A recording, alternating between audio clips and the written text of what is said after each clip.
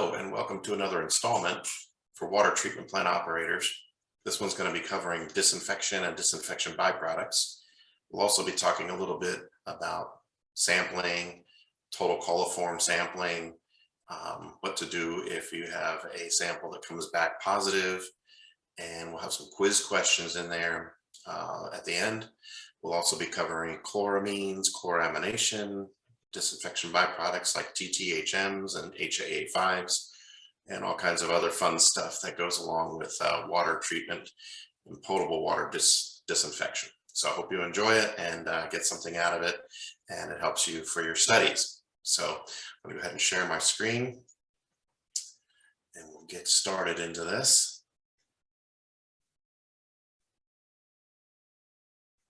Right, and let me go ahead and get this set up for us. All right. Thanks for your patience while I do that. So again, disinfection is where we're going to be covering what we're going to be covering today. And I hope that this is helpful, because a lot of folks have asked me recently about, some questions that they've come across on different types of exams and quizzes, and they weren't quite sure how to answer things. So I thought maybe we'd put this together to help everybody out, and, and also for your plant operation. So this will be helpful for that too. All right, so let's go ahead and dive into this. So we have a copyright statement here, as with all of our videos. This is a copyright statement for the Center for Training, Research, and Education for Environmental Occupations, which is TRIO Center. And no part of the publication may be reproduced, stored in any retrieval system, or transmitted in any form by any means, electronic, mechanical, photocopies, recording, or otherwise, without the prior written permission of the copyright owner. If you do need some further information on this, or you need a transcript, or maybe a paper copy, PowerPoint of the handouts or something like that, my contact information is going to be shown here. Just let me know, and I'll be glad to help you out with that. So as I mentioned, contact information is here. This is my work email, and the work phone number to reach me at my desk is 352-294-3881. Or by email, it's rtrigar@trio.ufl.edu, and send me an email, or let me know if there's something that I can add to it, or if you see something that jogs your memory about a question on an exam or something like that, and you think it might be helpful, let me know. That's what we're here for.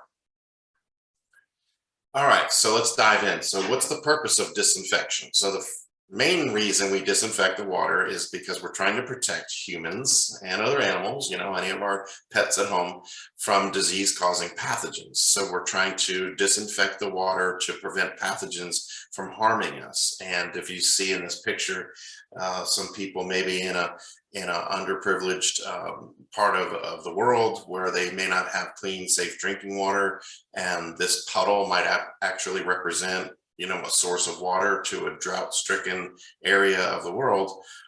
Think about all of the organisms that could be living in that water. You got something like, we have Giardia showing here. This is a protozoa called Giardia, and here's some a mixture of bacteria from a sample with an electron micrograph, and all of that could be living in that water, which would cause gastrointestinal problems or other types of health-related issues for someone who would to drink that water. So that's what we're trying to prevent, and disinfection is a huge part of protecting our water supply. So the surface water treatment rule, which is part of our EPA and the Florida DEP rules and regulations, has some parts in there that we need to pay attention to, as far as things like CT values and logarithmic removal, things like that. So the purpose of the surface water treatment rule obviously is, if you're going to pull water from a surface water for treatment as your raw water source, we want to ensure that pathogenic organisms are removed or inactivated by your treatment process. So normally this is going to be a combination of some type of pre-treatment, filtration is almost always needed to remove some of these pathogens that are so small.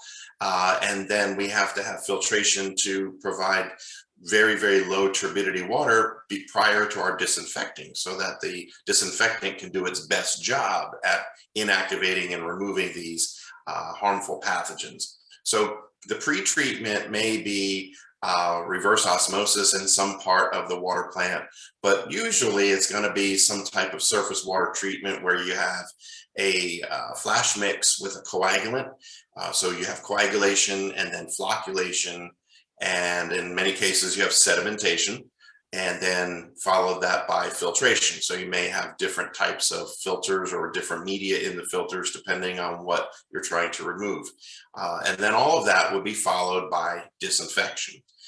So we're trying to find or prove that we have operated the plant effectively by measuring things like Giardia and enteric viruses that could be found in the water. So if we know what's coming into the water plant, and we know how many million colonies or million numbers that we have coming in per sample, and we can then measure it at the end of the plant and see what we have physically removed from the facility, we can then apply a reduction, so to speak, like a percent removal, if you will.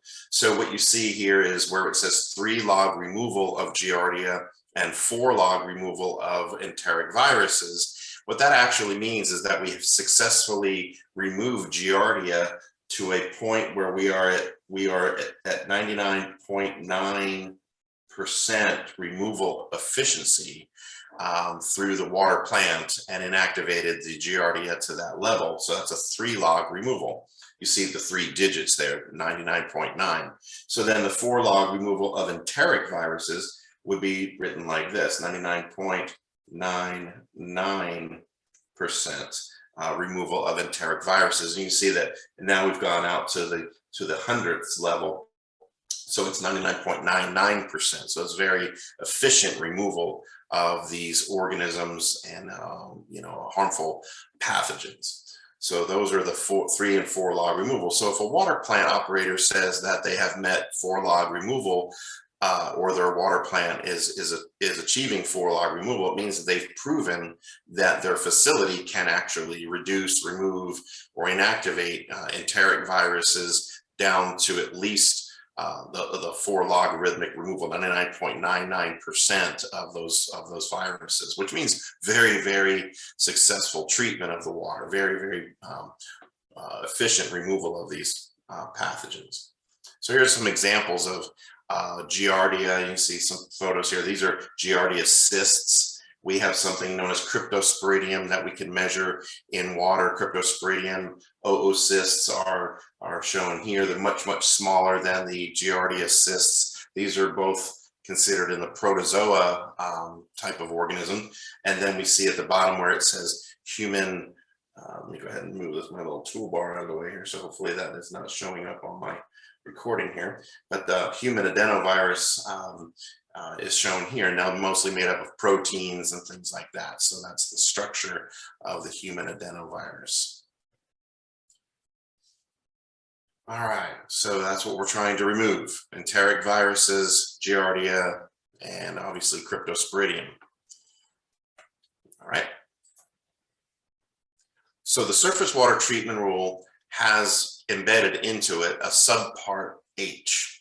Now, the rule is CFR 40-141.2, which is Code of Federal Regulations 40-141.2. Now, we've adopted it here in Florida under Florida Administrative Code 62-550.817, paragraph 2. And in that paragraph 2, they talk about the acronym here, or abbreviation, called UDI. UDI stands for under direct influence. So if your well water, if your groundwater wells is really what the subpart H is kind of focused on, is that you have groundwater wells and you're not actually pulling a surface water for your water treatment source. You're actually pulling water from a well. But if that well can be let's say contaminated or inhibited or in some other way affected, maybe is a better word, by a nearby surface water, like a lake or a river stream, a creek, anything, any kind of surface water body, then we say that that well is under direct influence of that surface water. So no longer do you have a pristine source water, you now have a water source that can change depending on that surface water intrusion. So during times of drought, when the water table is very, very low and the river levels are very, very low, you may not see some of the effects of the river or nearby water body until that water body comes up, and we start seeing a lot more like pressure on the aquifer from these the water table increasing, and then the river water intruding into, say, the cavernous body of the aquifer and then being pulled up by the water well. So that's kind of how they interact. So got to really watch out if you have under direct influence of a surface water, a groundwater that is under direct influence. You're going to have some additional testing to do, some additional possible treatment to do. So you're no longer just a pristine groundwater well. So surface water treatment rule says that the water systems must conduct CT calculations, which I'll talk about in a second.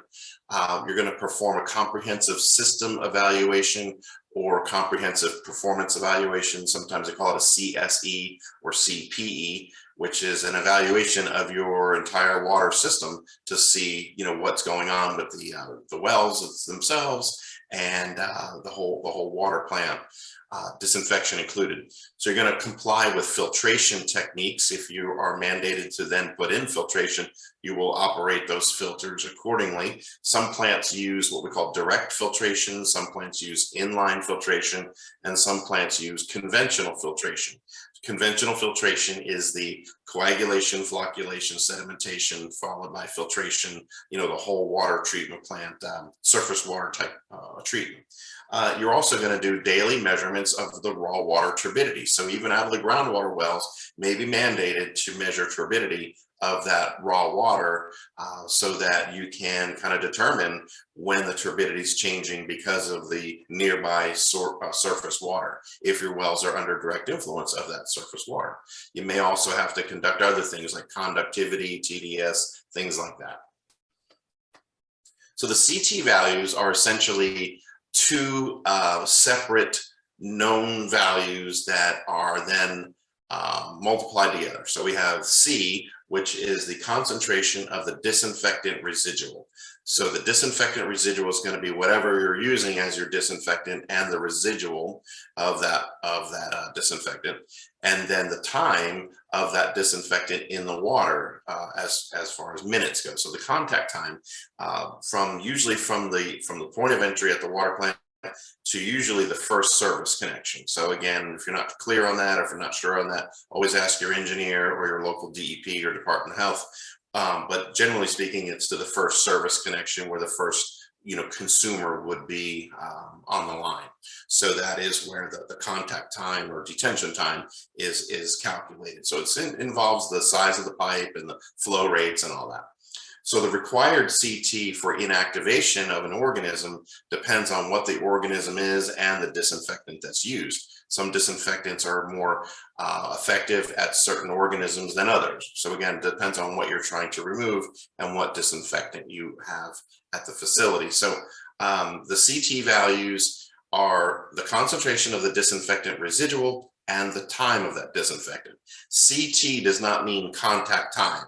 So let's make sure we're clear on that. CT is not contact time. It's two separate values, which is the disinfectant residual and the contact time of that water. That's what the T is. So a lot of people get that mixed up. So the disinfectant chemicals we use could include something like free chlorination, where we're actually meeting a free chlorine residual. We could use chloramination. We could possibly be using chlorine dioxide or ozone, or in some cases, not listed here, but in some cases, water facilities are adding oxidizers like hydrogen peroxide. So those are different ways to oxidize the water and potentially inactivate pathogens. So the combination of the residual chemical and the length of the contact time is different for each disinfectant chemical used. there's like a table of information that engineers use to help calculate the CT value. It's not as straightforward as what I'm trying to make it sound like. There's a little bit more to it. So the disinfecting agents that we might see on an exam or in your California State University Office of Water Programs, that's where this reference is, or the reference for this course is from the Water Treatment Operation Volume 1 and from Volume 2 of the California State University Sacramento manual. And they list different chemical disinfecting agents. So we have iodine and bromine. We can use a strong alkali like lime, or caustic soda in some cases for softening, actually has some disinfecting and sterilizing effects. We could use ozone, which is manufactured on site and then applied. We have chlorine dioxide, which also is manufactured on site and then applied into the water. We can use elemental chlorine gas or liquid, which means generally the 100% chemical, the 100% elemental chlorine gas, or liquefied chlorine.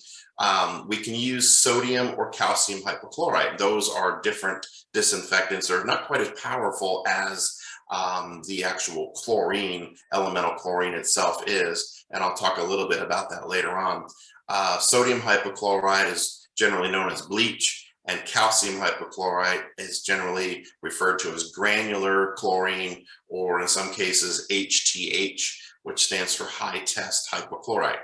So it's a powerful form of dry chlorine as a dried salt. And then you see at the bottom it says chloramination, which would be the addition of ammonia into the water to purposely form a chloramine, which does have some disinfecting power. So let's talk about several of these. The bases that I just talked about, the strong bases or alkali, are rather going to sterilize the water than just disinfect it. The base chemicals that raise the pH up very high, say like above 10 in water softening processes, maybe lime is used, or caustic soda, or a blend of chemicals. And those have been used to sterilize water pipes and problematic wells from time to time. We do have water plant softening processes that actually sterilize the water as well as soften it. So that's kind of something you want to pay attention to, that bases are more sterilizers rather than just disinfectors. That means that they inactivate not just pathogens, but other organisms in spores and cysts and viruses and things like that. So sodium hydroxide and lime are effective disinfectants. However, the finished water, if it goes out at a high pH, leaves a slightly bitter taste in the water. So the higher the pH is leaving the facility, say closer to the 8.5 range in that high end of our acceptable pH range, that tends to leave the water with a little bit of a bitter taste. So we got to make sure we bring the pH down to the proper range so it doesn't have a kind of a funky taste to it. Ozone gas is being used by many, many facilities. We're seeing ozone really take off around here in the state of Florida, but also around the country. So ozone gas is a product that's actually formed in an electrical reaction where a cathode and an anode are introduced into a close proximity. And electricity is applied with a large amount of oxygen in that container or in the reactor, and the oxygen is actually converted into ozone. So O2 becomes O3 as it becomes ozone. So it requires a large amount of energy, and it requires usually liquid oxygen to be delivered to the facilities and stored. We call that LOX, or LOX is liquefied oxygen. So the oxygen is fed into the generator, the ozone generator, and then the generator produces from two atoms of oxygen produces one atom of ozone. So it's got to be made and used at the plant site. It's not something that we buy ozone, you know, and have it delivered. We got to make it. So it's dissolved into the treated water as a gas and bubbled in. And then any ozone that's left over that comes out above the, let's say the finished water or contact tank area or clear well, wherever you're applying this into the water, the ozone can be recycled back around and recirculated back in. But also you don't want to just release ozone to the atmosphere, because we don't want to damage the atmosphere or cause harm to anybody breathing that around that area. So the ozone is then destroyed and converted essentially back into oxygen. So the oxygen gas is what the leftover byproduct is, and especially after it finishes doing its job, it is just converted back into oxygen. So again, just to kind of repeat, if you take oxygen, liquefied oxygen, and take the oxygen gas off of that, and take 3 oxygen molecules, as you see here, and apply it with an electrostatic reaction, say a cathode and an anode, you will produce 2 ozone molecules. So you'll make these 2 ozone molecules, which has these extra oxygens hanging on here. So let's just say like this is an extra oxygen here, and this is an extra oxygen over here. They generally don't stay stable. It's not very stable. It doesn't stay together very long, especially when it gets in combination with something that can be oxidized. So once it gets in close proximity to something for that lone or that extra oxygen to go and oxidize, it reverts back to oxygen again. So like you see here, if there's something over here like a pathogen, and with the ozone falls apart, the oxygen becomes an oxygen radical, and it oxidizes whatever that is. It could be a chemical contaminant, it could be a coliform organism, whatever. So the ozone is next to a pollutant or an organism. It oxidizes that pollutant, and going off as an off gas is the O2. So you can kind of see it reverted back to O2 again. So here's a picture of an ozone generator. There's different brands on the market. Obviously, you know, it's a little bit of an older photo, but there's different brands on the market. Very high-tech operation. A lot of moving parts. Would say that, you know, it's very important that operators follow all safety procedures when working in and around an ozone generator. And you notice that a lot of stainless steel parts and high-quality manufacturing is necessary, because ozone is a very corrosive gas. So the remaining ozone is destroyed or converted back into oxygen gas before it's released to the atmosphere. So this is the ozone destructors, as they're called, or known. The ozone destroyers will convert this back into oxygen gas and then release it to the atmosphere. These are on top of an ozone contact tank. So underneath this concrete slab is actually the ozone contact tank, where the ozone is doing its job. So another chemical that's used, an alternate form of a disinfectant rather than just chlorine, another one is known as chlorine dioxide. Now, chlorine dioxide is usually a blend of at least 3, possibly 4 different chemicals, usually something like sodium hypochlorite, sodium chlorite, sodium bisulfate, or sodium bisulfite can be used. There's different blends to form chlorine dioxide. It's the benefit of mixing these chemicals and into a reactor, and then that liquid chlorine dioxide being fed into a water supply, is it doesn't form the carcinogenic compounds like total trihalomethanes that we're going to be talking a lot about in this discussion. It's not affected by any ammonia that might be present. Now that's probably more so towards a wastewater treatment plant rather than a water plant at this point, because we're not really talking about chloramines yet. But if ammonia was present, say in a wastewater plant, and they were trying to not form THMs in their wastewater plant effluent, chlorine dioxide might be effective. It's a very effective disinfectant at higher pH levels, say in the pH levels up around 8 to over 8, especially for softening plants like lime softening. If your pH is still relatively elevated, then it's a very effective disinfectant at those higher pH levels. Just a kind of a side note is that gaseous chlorine on its own as trying to produce free chlorine residual is not really effective at higher pH levels. It prefers, let's say, neutral to slightly acidic pH values. So this is where the chlorine dioxide actually has an advantage, because it still is somewhat effective as a disinfectant at these higher pH values, say from the softening plant or something to that effect.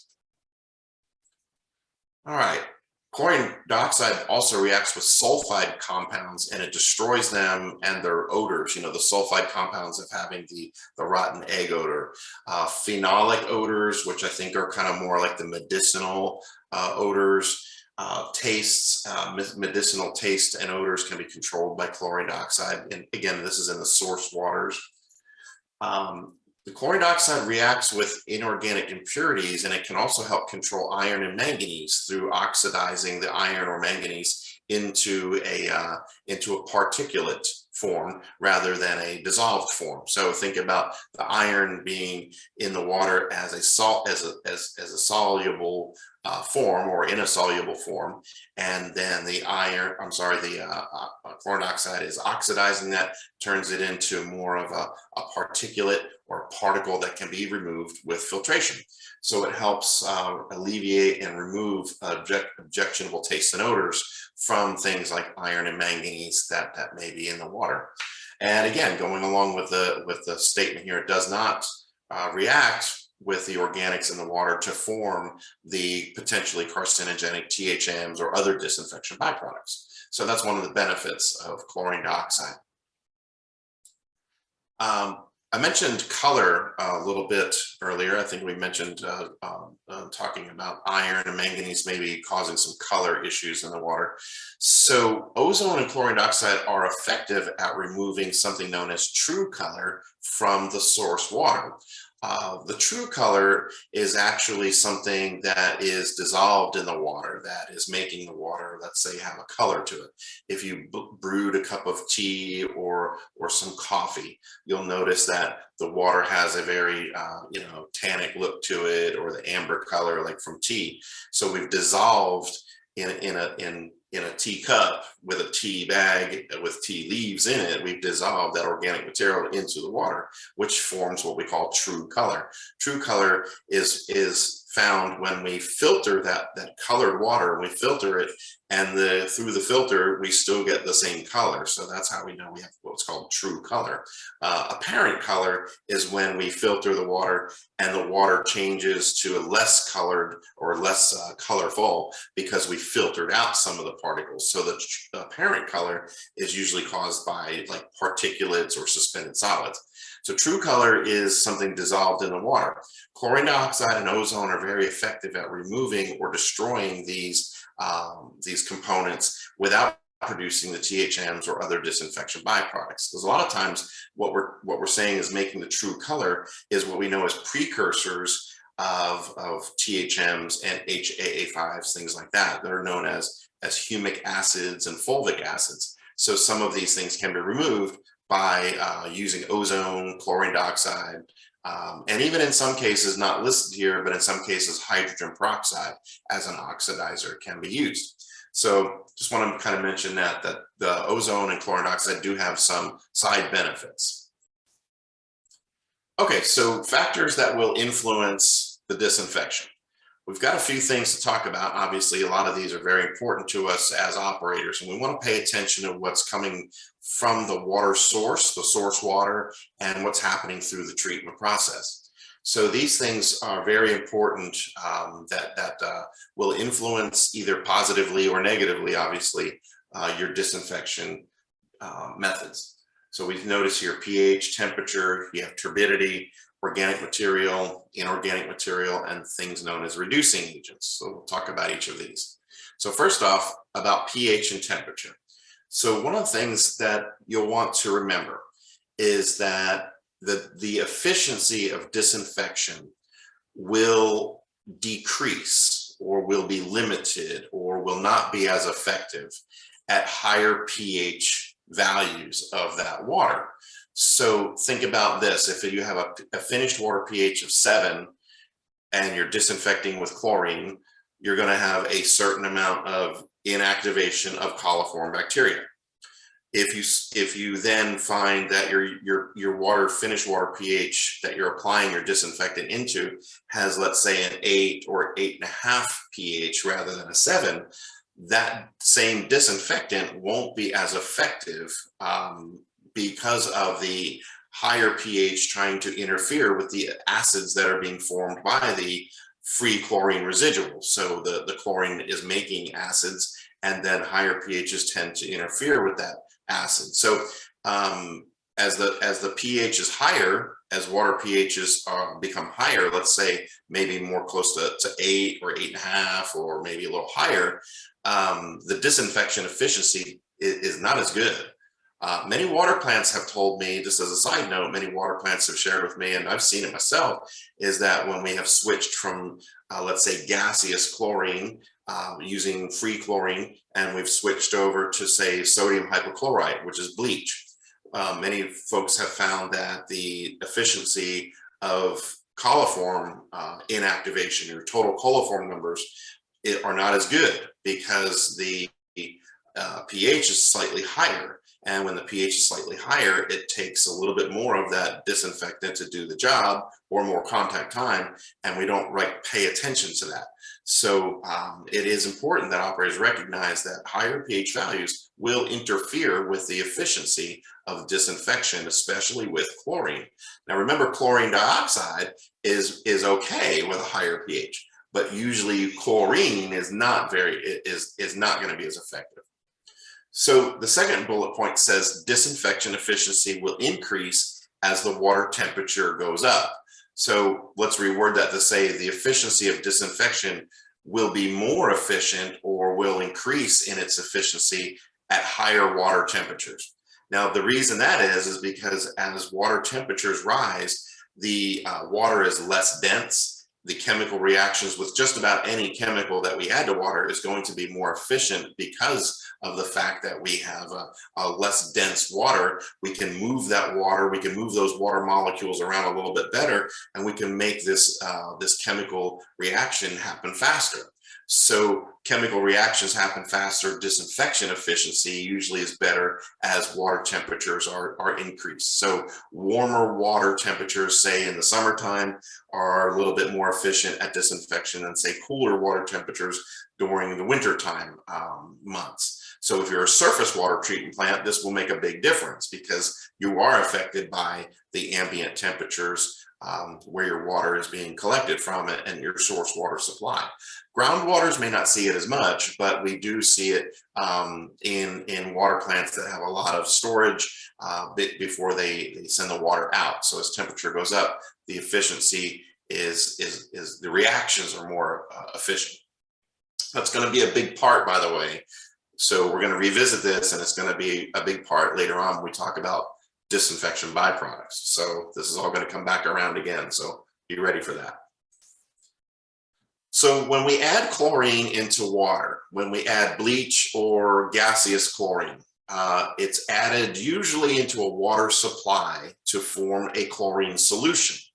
So in this picture, what you actually see is where we would have a water flow through here, maybe from a high pressure water pump from the well itself, or from the potable water supply already. And the high pressure water is flowing this direction. And what you notice right here is what we know as a chlorine ejector or chlorine injector. So there's a venturi formed, and that venturi actually makes a suction, and it pulls the gas. In this case, it's gaseous chlorine, because this black polyethylene line right here is going to be the gas chlorine flowing that direction. So the gas chlorine is fed into solution very, very quickly. It's very soluble as a gas, and it dissolves quickly into water. So out this end, we have what we know as a chlorine solution. So let's abbreviate that, chlorine solution. So the chlorine solution is what we're going to apply into the water to kill the organisms or inactivate the pathogens. So this picture you see from a piece of equipment we have here at my office at Trio Center is this chlorinator. We don't keep chlorine gas here, by the way, but we do have the chlorinator unit. So if you notice that I have like this chlorinator unit and kind of showing over here, this is a 150-pound container of chlorine gas. So full, that would be 150 pounds of liquefied chlorine. So we draw off the gas through this regulator, and the gas enters the chlorinator. So there's a pressure gauge, there's what's known as a rotometer. The rotometer has a little pink ball where we actually measure the feed rate in pounds per day. And the chlorine is adjusted, the chlorine flow is adjusted by that red knob right there. That's the V notch that actually lets us feed more or less chlorine gas. The chlorine gas flows through into the ejector, and the venturi inside makes the chlorine solution. So feed water flows into the ejector and chlorine solution flows out. So that's the basic principles of a gas chlorinator. So the initial reactions that occur is that we're going to form two distinct acids. We're going to make hypochlorous acid, which is known as HOCl, and we're going to make hydrochloric acid right here. Now, hydrochloric acid is also known as muriatic acid. You may have heard of that as swimming pool acid. Some people refer to it as like you go and buy swimming pool acid at your local supply store. But it's hydrochloric acid. Those two acids are formed. Now, remember what I said is that if the water pH that you're applying this water into, or the solution into, if the pH of that water is near 7, that the acids will have a little bit better job of doing their effectiveness on chlorine and killing these organisms. They'll be more effective at that pH 7 rather than if they were, like, say the water was a pH 8.5. So it is a little bit more effective because these are acids. So the reaction that occurs then, we made this HOCl. The HOCl is the hypochlorous acid, and it's generally known to us as a very kind of the most powerful form of the free chlorine residuals that we have available. So the hypochlorous acid is something that we want to pay attention to. It's a powerful biocide. It will kill organisms and react with other contaminants very quickly. One of the things I want to kind of point out here, if I may, is I'm going to kind of highlight something here. There's an O right here. You guys have maybe noticed that there's an HOCl. So that's hydrogen, oxygen, and chloride combined together. And when we have the lone oxygen on here, it becomes that oxygen radical, like we talked about with ozone, and went off to kill something. So chlorine in the HOCl form is very powerful because it carries that radical oxygen with it. Now, the reaction that's showing here is actually where hypochlorous acid can do something known as dissociate. Now, the arrows back and forth means basically that it could form hydrogen ion and hypochlorite ion as two separate ingredients, or it can revert back to hypochlorous acid. Now, remember, it depends on the water pH. So the higher the pH is, the more chance you see of the hypochlorous acid kind of going this direction and forming hydrogen ion and hypochlorite ion. So this is known as an ion. They have a positive and negative charge, which is basically what gives them that ionic state. So hydrogen ion and hypochlorite ion are something we want to pay attention to. Now, the hypochlorite ion is still a disinfectant, still has the oxygen on it, but it is negatively charged now, where the hypochlorous acid was not.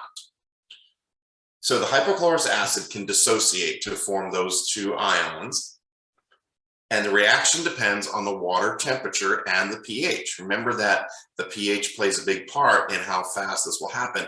Higher pHs tend to make this reaction much quicker than say lower pHs, and the water temperature plays a big part. This will actually happen quicker in, let's say, warmer water temperatures than cooler water temperatures.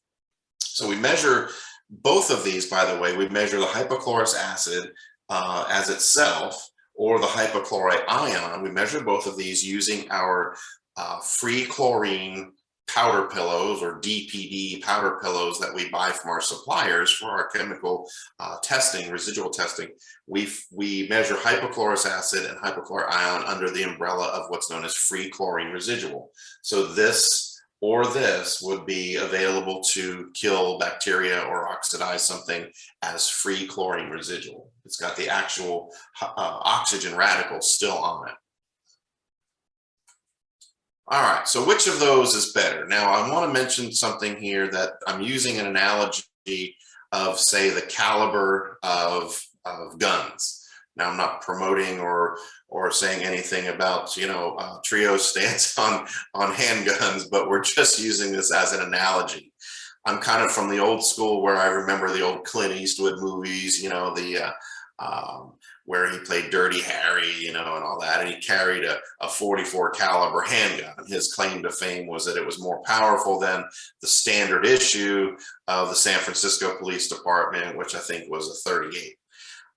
So anyway, think about it like this: the hypochlorous acid out of the two disinfectants, hypochlorous acid or hypochlorite ion, the hypochlorous acid is the stronger of the two. Now, a shot from a 44 caliber or 38 caliber is definitely going to hurt, obviously, and it's going to cause some issues with any organism that comes in contact with that, obviously. But one is a little bit more powerful, usually a little bit higher caliber, a little bit more gunpowder, you know, that type of thing. So these are still powerful oxidizers. If you're a bacteria, if you're a pathogenic organism near these forms of disinfectant, you know, you're going to be affected by it, probably in a very negative way, and your cell membrane and cell wall might lyse open, and then that's the end of you. So again, just kind of using the analogy of the power of something to kill bacteria. All right, so this graph is attempting to kind of give us an idea of the percentages of these two, let's say, forms of disinfectant at different pH values. So this is, again, going back to the pH, how important it is. So what we're noticing here, we got a yellow side on one side, the left side, and a green side on the other, and a red line that separates the two. That's an equilibrium shift. We're kind of seeing that this percentages of these two chemicals are going to change at pH levels down at the bottom axis. You see over here where we have pH levels, and then across here we have percent. These are all percents on the vertical axis. So we have percent showing here, and 100% at the top here, and then 0% down here. So the red line is corresponding to the percentages.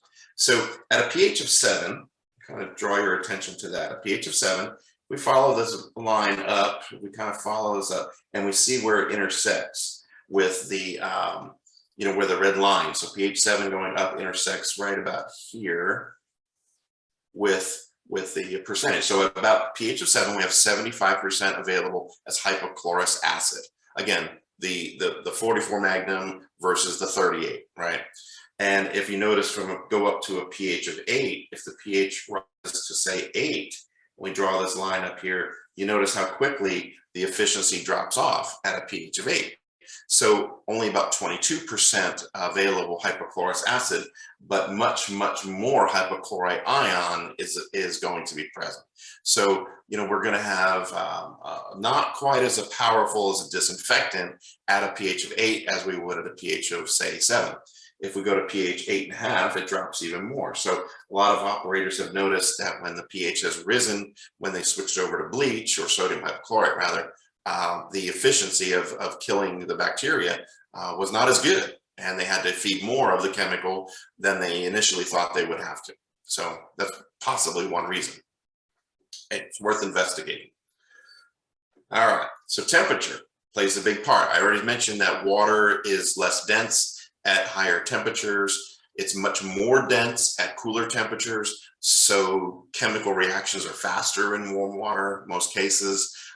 So that plays a big part in how quickly we're going to disinfect or kill things, or even form other chemicals.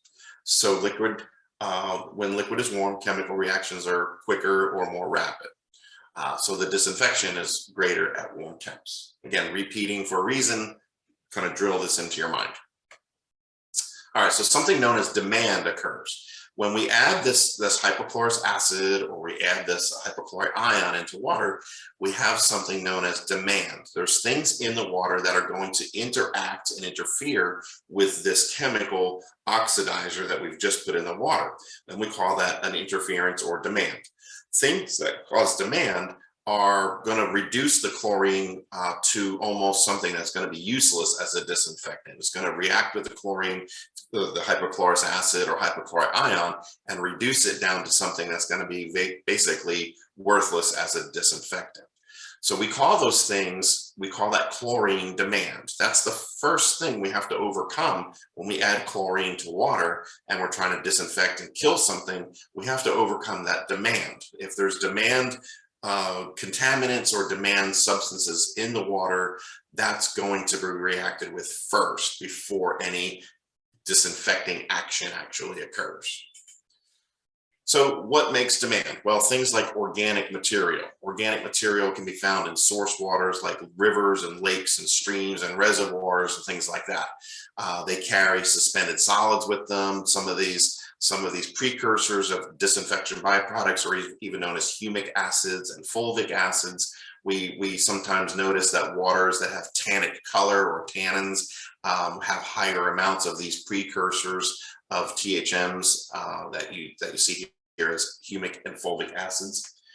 We also have some inorganic things. So inorganic means that it was not alive at some point. So we'll say that the organic material was something that was living and carries some carbon with it. The inorganic matter was non-living, could have carbon, but not was not living. So things like iron, that's dissolved in the water, soluble iron, soluble manganese, that's in the well water, sulfides in the form of sulfide and hydrogen sulfide definitely have a large demand on the water. And if there was nitrite present, now this is again going a little bit more towards the side of, say, maybe a wastewater treatment plant, but we do see nitrite formed in some cases in water plants that use chloramines as a disinfectant. So we could, in some cases, have some nitrite being formed, or picking it up maybe from a well water that's contaminated with nitrite. So those inorganic forms will all reduce the chlorine down to some other, either useless as a disinfectant, or the chlorine is used to oxidize things like sulfides and manganese and iron. So a side note here, let's talk a little bit about this hydrogen sulfide. Here's an important point for us. If we add chlorine to water, now we've made a hypochlorous acid and a hypochlorite ion solution, right? That's the chlorine. When we add the chlorinated solution water to the water that contains hydrogen sulfide in it, we're going to see several reactions. If your dosage of chlorine is somewhat, let's say, low, that you're dosing about 2.08 milligrams, somewhere in that range, the chlorine will oxidize 1 milligram of hydrogen sulfide, and it will form something known as elemental sulfur. So it's a dosage of 2.08 to 1 will make elemental sulfur out of hydrogen sulfide. Now, hydrogen sulfide is the classic rotten egg odor that a lot of people notice when there is sulfide in the well waters or in the surface water.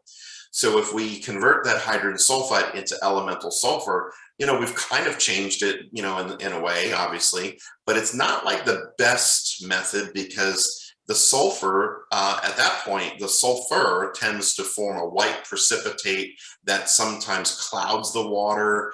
It could actually form a precipitate that builds up over time in the water main, and then eventually clog up like water meters.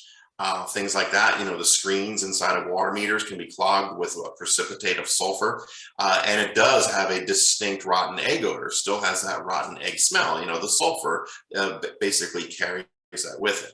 So when we have hydrogen sulfide in the water, a low dose of chlorine is not going to really be the most effective method of controlling that contaminant. If we were to increase the dosage of chlorine to overcome this, we would want at least an 8.32 milligram dose of chlorine for every 1 part of hydrogen sulfide. And what that will do for us is it will convert the hydrogen sulfide to a sulfate form, or SO4 form. And that is not objectionable as an odor causing problem. So sulfate would be formed, which is SO4. Okay, so that would be sulfate, and it would be formed and not be as an odorous problem. Now, the chlorine is being used up by all the hydrogen sulfide, so this is called demand. So we have this 8.32 demand that we have to meet first to overcome the odors and all that from the hydrogen sulfide. And important to note that in both of these conditions, there's still no measurable chlorine residual because that is part of the demand. The chlorine is being reduced into chloride and hydrochloric acid. So it's being reduced into other forms. So these are not going to be effective disinfecting for us. So we want to make sure that you know that this is part of the demand. All right, so if you can overcome the demand, then we have some chlorine residual being left over. So once we get past the demand, we have some free chlorine residual now available. Now, if by chance there happens to be some ammonia in the water, then that chlorine, that free chlorine, is going to interact with that ammonia and form something known as a chloramine, but only if ammonia is in the water. So now, if your water plant purposely adds ammonia as gaseous ammonia or another form of ammonia into the water, it's going to react with that chlorine and make what we know as a chloramine.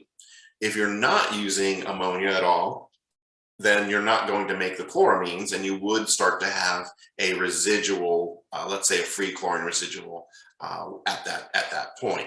We generally call this little phenomenon known as breakpoint. So if you have met what we call breakpoint, it means that you actually have formed free chlorine residual, and that for each milligram of chlorine that you keep adding into the water, you get a known free residual back. So the same amount of free residual is coming back to you for every milligram that you dose. So that's what breakpoint is. But if you are adding chlorine to the water and you're not getting that amount of chlorine back as free chlorine residual, then we have something happening in between there. And in this case, with ammonia, it's forming what we know as chloramines. So again, wastewater plants may see this in the wastewater effluent if there's still ammonia present. It is considered a form of disinfection. Chloramines are disinfectants, but they're not as powerful as the hypochlorous acid or the hypochlorite ion. And this bullet point says if there's no ammonia, then there's not going to be the chloramines formed. So the newly formed compound of ammonia and chlorine is called a chloramine. Okay, so that's a new term for us, and maybe now see that written out there. It's sometimes, if we purposely do this, we call this chloramination. So we measure these chloramines as what we know as combined chlorine. So in this particular case, if you're measuring chlorine with your test kit and you have reagents, DPD reagents, and one says that it's free chlorine and the other one says it's total chlorine, you probably will not see a residual using the free chlorine at this point because we're forming these combined chlorines. So you're not going to get the free residual, but if you use the total chlorine powder pillows or the DPD reagent that says total chlorine on it, you probably will see a pink color develop because they're known as a combined chlorine, and it's measured by that total chlorine reagent. All right, so when we do chloramination, which I'm going to talk about in more depth a little bit later, but we're kind of talking about now because we're talking about this breakpoint curve. That's kind of why it's coming up right now. But if we do practice chloramination, then many of the utilities that do this will occasionally, maybe once a year, twice a year, maybe every 2 years. It just depends on your water system. But we do this thing known as a free chlorine burn. Now, it's not like burning, it's just a nickname for it, but a free chlorine burn is where we essentially turn off the ammonia at the water plant, and we now feed enough chlorine to produce a free chlorine residual. So the free chlorine residual is now flowing through the water mains. It's a more powerful disinfectant. Remember the analogy of the 44 Magnum or the 38, you know, it's a much more powerful disinfectant.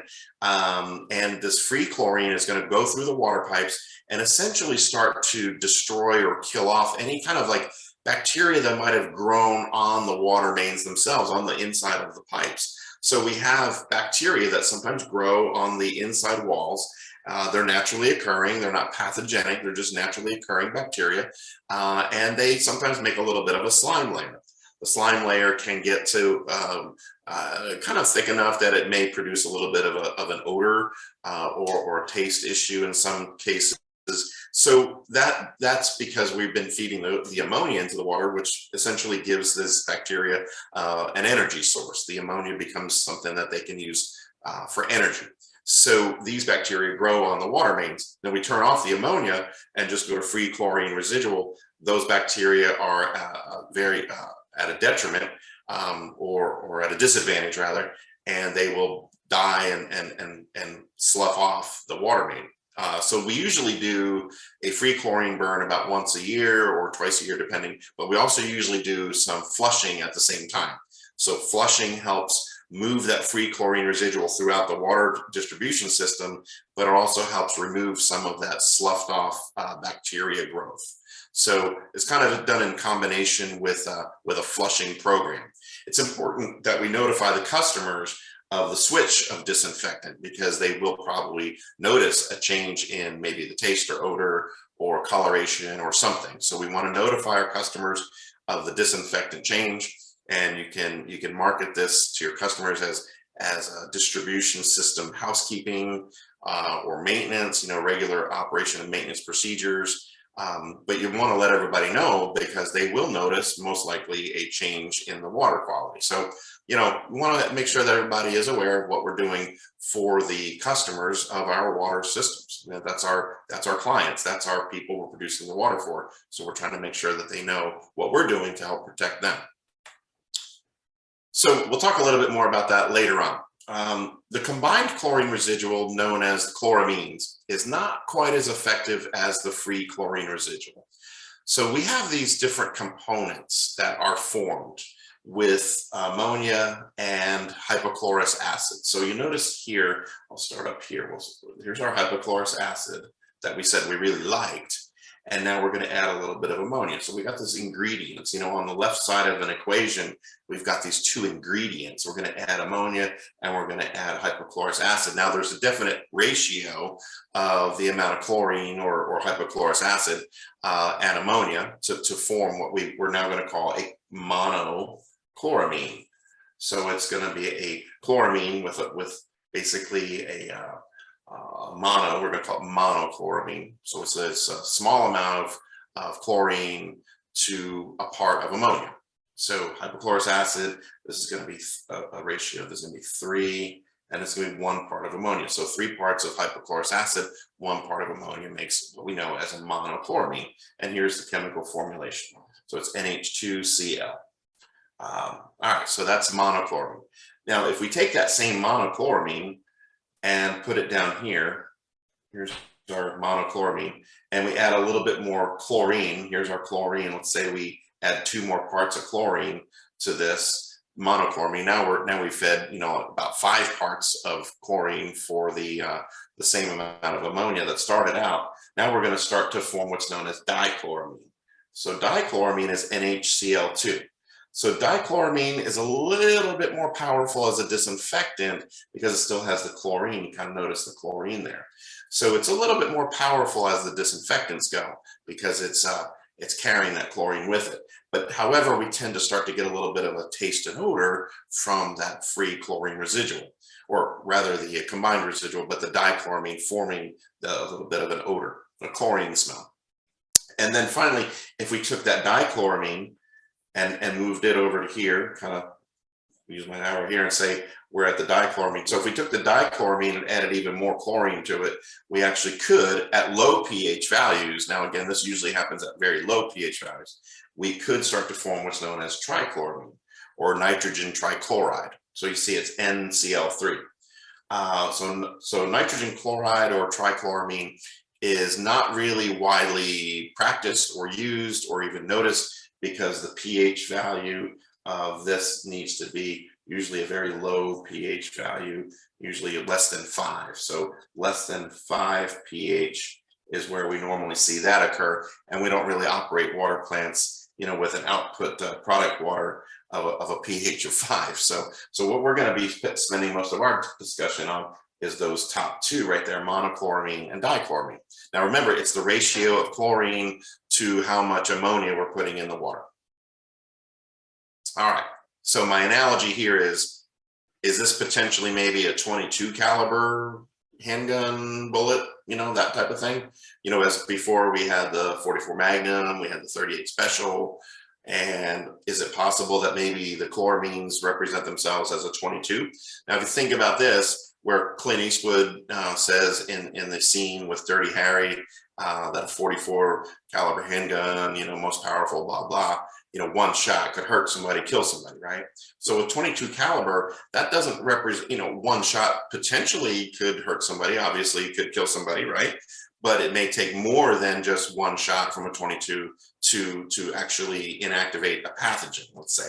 So 44, more powerful disinfectant, a 22 caliber, still as a disinfectant, maybe not quite as powerful as the others. So maybe need more of it, maybe need more shots from the 22 to inactivate the pathogen.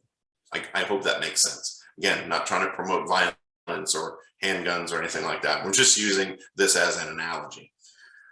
But for me, as an operator, this made sense when I heard this and was taught this through another professor. That I was like, oh yeah, that makes complete sense. I get it now.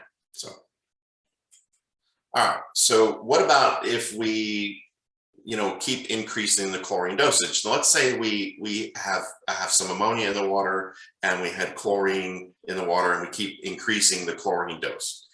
So what would happen is, to get past this chlorine, this combined chlorine, or to stop making combined chlorine, we can shut off the ammonia feed, which would basically just be chlorine in the water, or we could keep the ammonia running and just keep increasing the chlorine dose. And we talked about that nitrogen trichloride, but again, our pH values are somewhere around the 7 range, so maybe we're not going to get into that low nitrogen trichloride situation.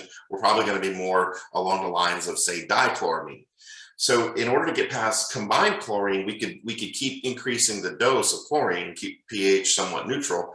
We'll start to actually change the amount of chloramines in the water. So if you're trying to reach a break point and you had ammonia already in the water, let's say, again, going back to the maybe to the wastewater treatment side of things here, where ammonia generally is a little bit more, you know, found a little bit more common. If you're trying to reach the break point, we would keep feeding more chlorine to the water, and it would actually oxidize. The hypochlorous acid would oxidize the chloramines, would actually destroy the chloramines. So essentially, if you keep feeding chlorine to water with ammonia in it, you will oxidize the ammonia compounds, which are known as chloramines, and you'll almost destroy them to the point where they're just turned into nitrogen gas. And then each time we increase the chlorine feed, the amount of milligrams that we increase it gives us an equal amount of free chlorine residual. So let's just say, for instance, you fed 10 milligrams of chlorine to the water, and you're not seeing a free residual yet. Well, you turn up the chlorine feed to, say, 11 milligrams as your dose, and you start to measure a free residual of a 1 milligram per liter residual is free chlorine. It means that 10 milligrams were being used for the demand and the destruction of the chloramines, and then the 1 milligram extra or over that is now shown as free residual. So if you increase the dose to, say, 13 milligrams per liter, so you would still have the 10 milligram demand and destruction of the chloramines, and now you would have, well, see, 13 minus 10 would be 3, so we'd have 3 milligrams of free residual. So each milligram addition above that keeps giving us more free residual. I hope that makes sense. So oxidizing the chloramines and chloroorganic compounds, because there is even some background organic components that make what we call chloroorganic compounds.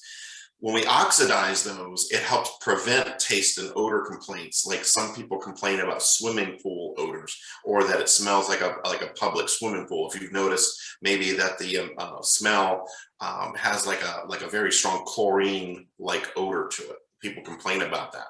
So some operators have said, well, if we're practicing chloramination and we're trying to be on the right or the best side of our, say, chlorine curve, if our dosage of chlorine isn't optimized, we could be producing something known as a monochloramine that may still have some odor to it. I'm sorry, dichloramine. I spoke incorrectly there. We could be producing some dichloramine, which is going to give us a little bit more of the taste and odor. So when operators say they want to increase the chlorine feed or the chlorine ratio, that usually means they're trying to push past that dichloramine and get back to where we're just making monochloramine. So it's kind of counterintuitive to say you're going to increase the chlorine dose to remove the chlorine odors, but in many cases, that's actually what we're trying to do. So let me use my breakpoint curve here. Now, I've taken essentially the old black and white graphic from some of the old manuals that we had around here, and I've kind of given it a little bit of color to it. So let me kind of describe to you what we have here. So at this point, I'm going to start from over here to the left side. Over here, we have a 0 chlorine residual. 0 residual right here. This line, this black line right here, represents 0 milligrams per liter residual, okay? And then we have the residual going higher. So let's say 1, 2, 3, 4, 5, so this is 5 milligrams, 4, 3, 2, 1. It's a milligram per liter residual. So when we start feeding the chlorine to the water, we get the demand. We have the demand. So anything that's in the water that makes demand. So remember, things that make demand are things like nitrite, which is NO2. We have hydrogen sulfide, H2S. We have soluble iron. We have manganese, right? Those are things that cause demand, and maybe even some suspended solids. So the chlorine is destroyed by reducing compounds. So we get 0 residual. Now, once we destroy those, once those are gone in this little range right here, and we've overcome them, as we keep, figuring out what dosage works best, you'll notice that as we start feeding chlorine, more chlorine, we're going to now actually start to produce a residual value. So when we start to feed chlorine and start to get ammonia present, say in a range of, let's say 3 to 1, 3 parts chlorine, 1 part of ammonia, we start to form what's known as a monochloramine. That's what this range is right here. We start to form monochloramine. So as we increase the chlorine feed a little bit more and we get past the monochloramine, we start forming monochloramine and some dichloramine. So in this curve right here, with this little hump right here, we're forming monochloramine and dichloramine together. We're getting these two disinfectants together. We're producing them because we've gone past the 3 to 1 ratio. So we can either keep going forward with it, or we can back off a little bit, because the dichloramines may be giving us a little bit of the swimming pool like taste and odor. So as these two things exist together, it's based on how much ammonia is present in the water and the residual, the free chlorine residual that you're putting in there, the amount of chlorine you're putting in there. Not the free residual, I apologize, the amount of chlorine you dose.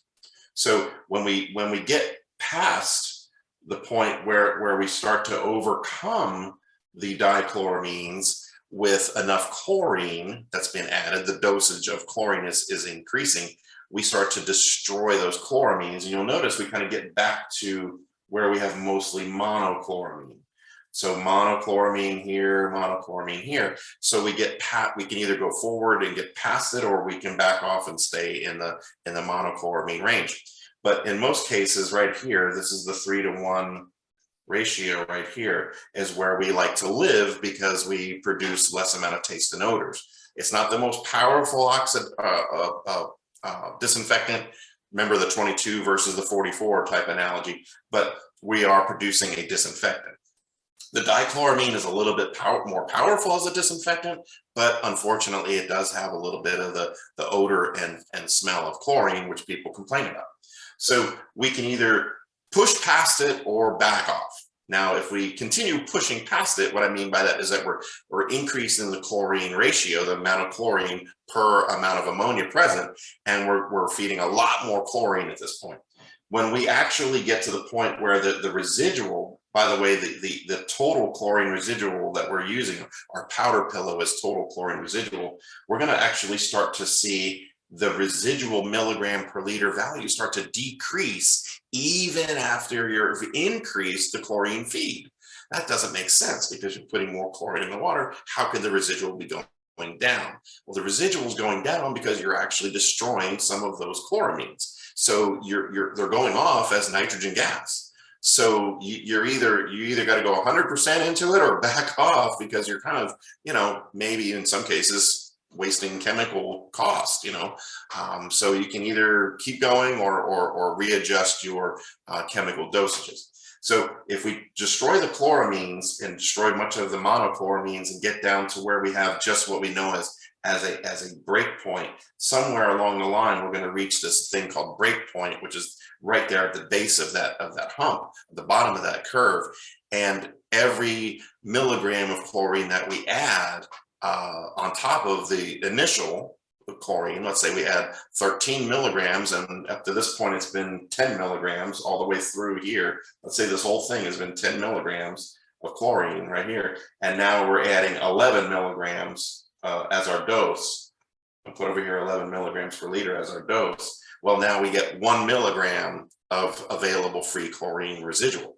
So that's kind of what I'm trying to describe there with my messy writing on the screen. So free chlorine is now available. So that's how the breakpoint curve works. So it's a ratio of ammonia and chlorine together once we have achieved or gotten past the demand. And this can be either a lot of chlorine, depending on what's in your source water, or it can be a little bit of chlorine, depending on how little contaminants are in your source water. Remember, groundwaters that have a lot of iron and manganese and hydrogen sulfide, even if it's a groundwater well and it seems like it's perfect, but if it has those inorganic contaminants in it, could create a lot of chlorine demand and cause you to feed a lot of chlorine to get even to a free residual. So now notice that we have the pink line here. This is going up. That the free residual is going up because now we have achieved or gotten past what we call break point. So that's the break point curve. I hope that was something that maybe clarified some stuff for you guys listening out there.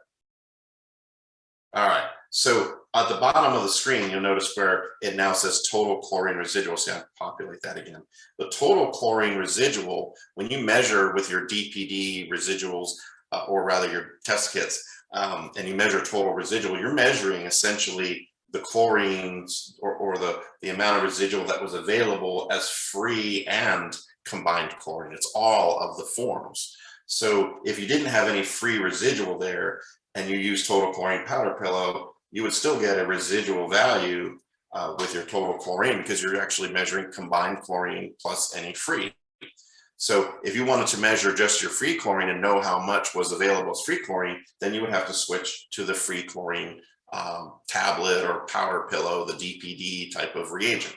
So total chlorine residual is all of the residuals combined, the combined and the free together. All right, so what if there was no demand and no ammonia? What if you did not have any problems with iron and manganese and all that other stuff in the water, and you said, I don't have any hydrogen sulfide, we have really great water, we add chlorine and we get instant free residual. Well, that's very likely, that's very good because I would say, well, very good, I would say it's very likely and very common because you have a low amount of contaminants in your source water. And when you add chlorine, there's not a whole lot of side reactions occurring. And if you're not adding ammonia, then you probably may get a instant free chlorine residual. So you wouldn't have a curve, you wouldn't have a breakpoint curve, you'd have more like a straight line, so to speak. So this would be the free residual right straight out of the gate you might actually have free chlorine residual because your source water is low in iron, manganese, nitrite, and suspended solids and things like that. So you may make free chlorine residual right away. Now, remember, one thing I want to point out here is that if you're a groundwater well and you're under direct influence of a surface water, you could have the precursors in the water that make the organic contaminants that are known as the precursors for disinfection byproducts could be in the water, like humic acids and fulvic acids, and you could actually make disinfection byproducts pretty quick. So that's why we have this discussion, because if you're trying to prevent disinfection byproducts, you might not want to go straight to free chlorine, because that might be causing some of the byproduct problems. So again, that's why it's important to know what the curve is, where it is, how it is, what it does, where we live on that curve. All right. So I mentioned about sampling for chlorine residual a few times here. I mentioned to you guys about the DPD reagent. I mentioned to you about using measuring chlorine residuals with free chlorine and total chlorine. So let me just kind of expand a little bit on that. Many of our test kits that we purchase from lab suppliers have multiple ways of measuring chlorine residuals. Some of them have powder pillows and some of them may have liquid. So it depends on what you're using, but there usually is one that says free chlorine residual and one that says total chlorine residual. So make sure you're paying attention to which one you're using. But if you're not practicing chloramination, if you're not putting ammonia in the water, then you're probably using the DPD free chlorine residual method because you're not practicing chloramination. So you would use the free chlorine residual. So out in the remote parts of your water distribution system, you would want to be maintaining a residual of not less than 0.2 milligrams per liter measured as free chlorine. So the state here in Florida, and I believe most of the country, when you're using free chlorine residual, we're trying to maintain no less than a 0.2 milligram per liter as free chlorine residual. Now, if you're practicing chloramination and you purposely are putting ammonia in the water, then we use the total chlorine residual pillows or powder, because that's going to measure those combined residuals. And we then have a little higher amount of chlorine residual we have to maintain. So the remote distribution residuals should not be less than 0.6 milligrams per liter. Now remember, go back to my analogy of the caliber of the bullets that we talked about a little earlier. The free chlorine residual represents the, like I said earlier, the 0.44 or the 0.38, those were the calibers that we talked about a little bit earlier. That would be the free chlorine residual. The DPD, when we do chloramination, now again, this is just an analogy, I'm not saying it's exact, but I'm saying that chloramines may represent something more like maybe a 22. So you're going to need more of that disinfectant to do the job. That's, again, go back to why we have to maintain a higher amount of residual in the system when we're using chloramine, so that we have the same disinfecting power as we did when it was a free chlorine situation. All right, so DEP here in Florida requires continuous chlorine residual monitoring if your source water comes from a surface water. So if you're pulling from a river or a lake or a reservoir or something to that effect, our state of Florida requires continuous chlorine monitoring at the water plant if your source water is from a surface water. However, if your continuous read meter was to fail, say due to, I don't know, whatever, a power surge, lightning strike, whatever caused it to fail, you would revert to a reading of every 4 hours, no greater than 4-hour increments while that meter is out of service. So you would go at no longer than 4 hours before you measure the free chlorine or the chlorine residual. Now this is the minimum or the let's say the maximum times. You can certainly do more than every 4 hours. You can go every hour, every half hour, whatever you want to do. But the limit is you can't go past the 4-hour time frame before pulling a residual when while your meter is out of service. So you got to document that. Again, most utilities go more frequently than that, but again, it just depends on your utility. Here's a continuous reading chlorine analyzer, just a brand I came across at one of our water plants, and uses a little bit of an acetic acid solution. It's a continuous read electrometric method using a probe. So that's a continuous read analyzer. You know, there's other methods. I mentioned to you already the DPD, which is the powder pillow. We can use something known as an parametric titrator. That's kind of similar to what I just showed you there a minute ago, but parametric titration is giving you more repeatable results, less interferences, but it's very sensitive. The DPD test that most of us are familiar with, many of us use, give us the pink color development. If the stronger the pink color, the more chlorine residuals present.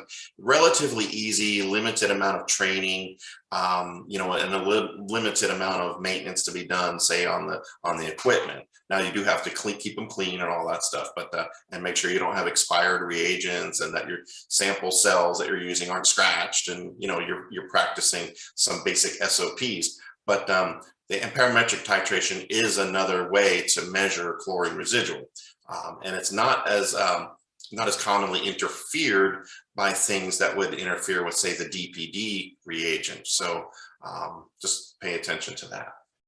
So here's some parametric titration equipment that is found at water facilities. The surface water treatment rule, again, I mentioned about chlorine residual having to be measured no greater than every 4 hours apart at increments greater than 4 hours. Turbidity is also monitored continuously. Now, remember, we talked about that with earlier. We said that turbidity, if you're under groundwater influence, surface water influence, you know, groundwater well, going to measure turbidity. But in this case, with surface waters, you're going to monitor turbidity and chlorine continuously or every 4 hours as the maximum time frame. So you monitor chlorine residual continuously every 4 hours with systems that are less than 3,300 people. You know, that may be if you're surface water under direct influence of a surface water again. And the equipment is out of service, you're going to monitor it every 4 hours, yes, say for turbidity. And again, always maintain no less than 0.2 residual at the point of entry or out in the distribution system. Usually much higher than that number at the point of entry into the distribution system, but you don't want to have anything less than that, obviously. So why would we add ammonia? That's a really great question. So let's circle back around to this ammonia discussion. So why would a water plant add ammonia? Well, why would we want to make this chloramine? There's going to be some reasons that operators come across at your water facilities from time to time why you may be adding ammonia. Chloramination, by the way, has been done, you know, since in the 1800s, I believe. Chloramination had been practiced, so it's been around a long time. Ammonia is commonly added to water that has chlorine in it to produce what we call a chloramine. Chloramination is a method of disinfection. So chlorination is a method and chloramination is a method. Both of these are disinfectant methods. The reasons we chloraminate are to potentially reduce the formation of disinfection byproducts. Now, disinfection byproducts have been found in waters where free chlorination has been used, and there are precursors for disinfection byproducts in that water, and a precursor is like an ingredient. So let's say the ingredients to make a disinfection byproduct are present. So if you have an ingredient known as, let's say, humic acids or fulvic acids or some natural organic material, and you continue to use free chlorine as your disinfectant and keep adding a lot of chlorine to produce free residual, you have the right ingredients to make a disinfection byproduct, which is a problem for us. So chloramination helps reduce that formation. It maintains a very long-lasting chlorine residual out in the distribution system. I've noticed in just the last few years myself that chlorine residuals are much more sturdy or durable, let's say, in water systems that are using chloramines. Whereas prior to that, it was difficult to keep a free residual in some areas of the water distribution system without constant flushing to keep the water age somewhat young, let's say, to keep that water moving. So chloramines are a way to maintain a very long-lasting residual. However, remember, it's not quite as strong. It does help penetrate a biofilm inside pipes, and it will help prevent the regrowth of coliform bacteria. That's important. It will help prevent the regrowth of coliform because the chloramines are going to disinfect or kill coliform bacteria, which are the pathogens. But remember that the ammonia present in that water could actually promote the growth of other organisms on the biofilm or inside the biofilm. So even though you're reducing one type of bacteria, you may be producing another type. So again, it has to be done with the right amount of caution and exercise, those free chlorine burns from time to time, if that's happening in your system. So remember, we talked about this a little earlier. We talked about these chloramines, and we said that there was ammonia here, right? Here's ammonia, and here's hypochlorous acid. We add those two together, and we make, in some cases, monochloramine. We add more chlorine to the water, we start to make dichloramine, and again, the nitrogen trichloride down at the bottom here. So monochloramine, for our purposes of water treatment, is really the preferred chloramine. Now, it's not quite as powerful as, say, a dichloramine. However, it doesn't produce the same types of taste and odors that a dichloramine might make. So the monochloramine is the preferred type of chloramination. So least detectable taste and odors out of the chloramines, and it kind of reduces the potential to make that swimming pool type of odor that some folks have complained about, or just the smell of chlorine in the water. So both of them are disinfectants. Monochloramine, dichloramine are both disinfectants. However, dichloramine is something that we try to shy away from because of the odor production. And here's our revisiting, of that breakpoint curve. We talked about this a little bit earlier, so I won't repeat all of that. But if you need a refresher on what this breakpoint curve meant to us, go back and rewind a little bit, so to speak, and take a look at that discussion, because we were saying basically it's the proportions of chlorine and ammonia that tend to produce these different chloramines. All right, so we feed a ratio of chlorine and ammonia together. So we have two different chemicals on the plant site, and we feed a ratio of chlorine and ammonia. And the ratio is essentially 3 parts of chlorine for 1 part of ammonia. So this, the 3, is the Cl2, and the 1 is the NH3. Okay, as ammonia or ammonium if you're feeding like ammonium sulfate. So that's the ratio. That's the correct ratio to make monochloramine. Now, don't do like what I did on my water exams back in the day when I was studying and getting ready for my exams. I thought I had this stuff down. I thought I was really confident in this, and then I saw a question on my test that said a ratio of 3 to 1 makes what form of chloramine? And of course, I picked trichloramine because it's got the 3 in it. So of course I thought it was trichloramine, and I got that one wrong. And so don't do that. So it's 3 to 1 makes monochloramine. So how do we chloraminate? Well, we can do one of 3 things. We can add the ammonia to the finished water. Now we're talking about the finished water from the water plant. Well, it's done all of its different types of treatment, or maybe even a well. If it's a well, you're still gonna add the ammonia first. The ammonia is added into the pipeline first, and it gets a little bit of time to mix, and then the chlorine can be injected later. So the chlorine is injected through a quill or some kind of injection point a little bit further downstream. So we've got this time period of ammonia, and then the chlorine is added to make the chloramine. Concurrent addition, the word concurrent just means together. So concurrent addition means adding them together. So they're both added at the same point, and they mix to the water to make the chloramine right away.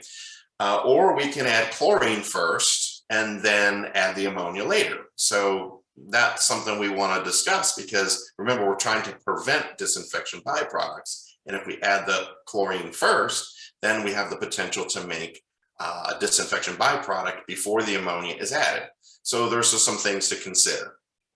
So I've got this little picture here. Now, remember, this is not to scale. This is not exactly how it would be done. I'm just using this as a little bit of a guided discussion, a little animation here.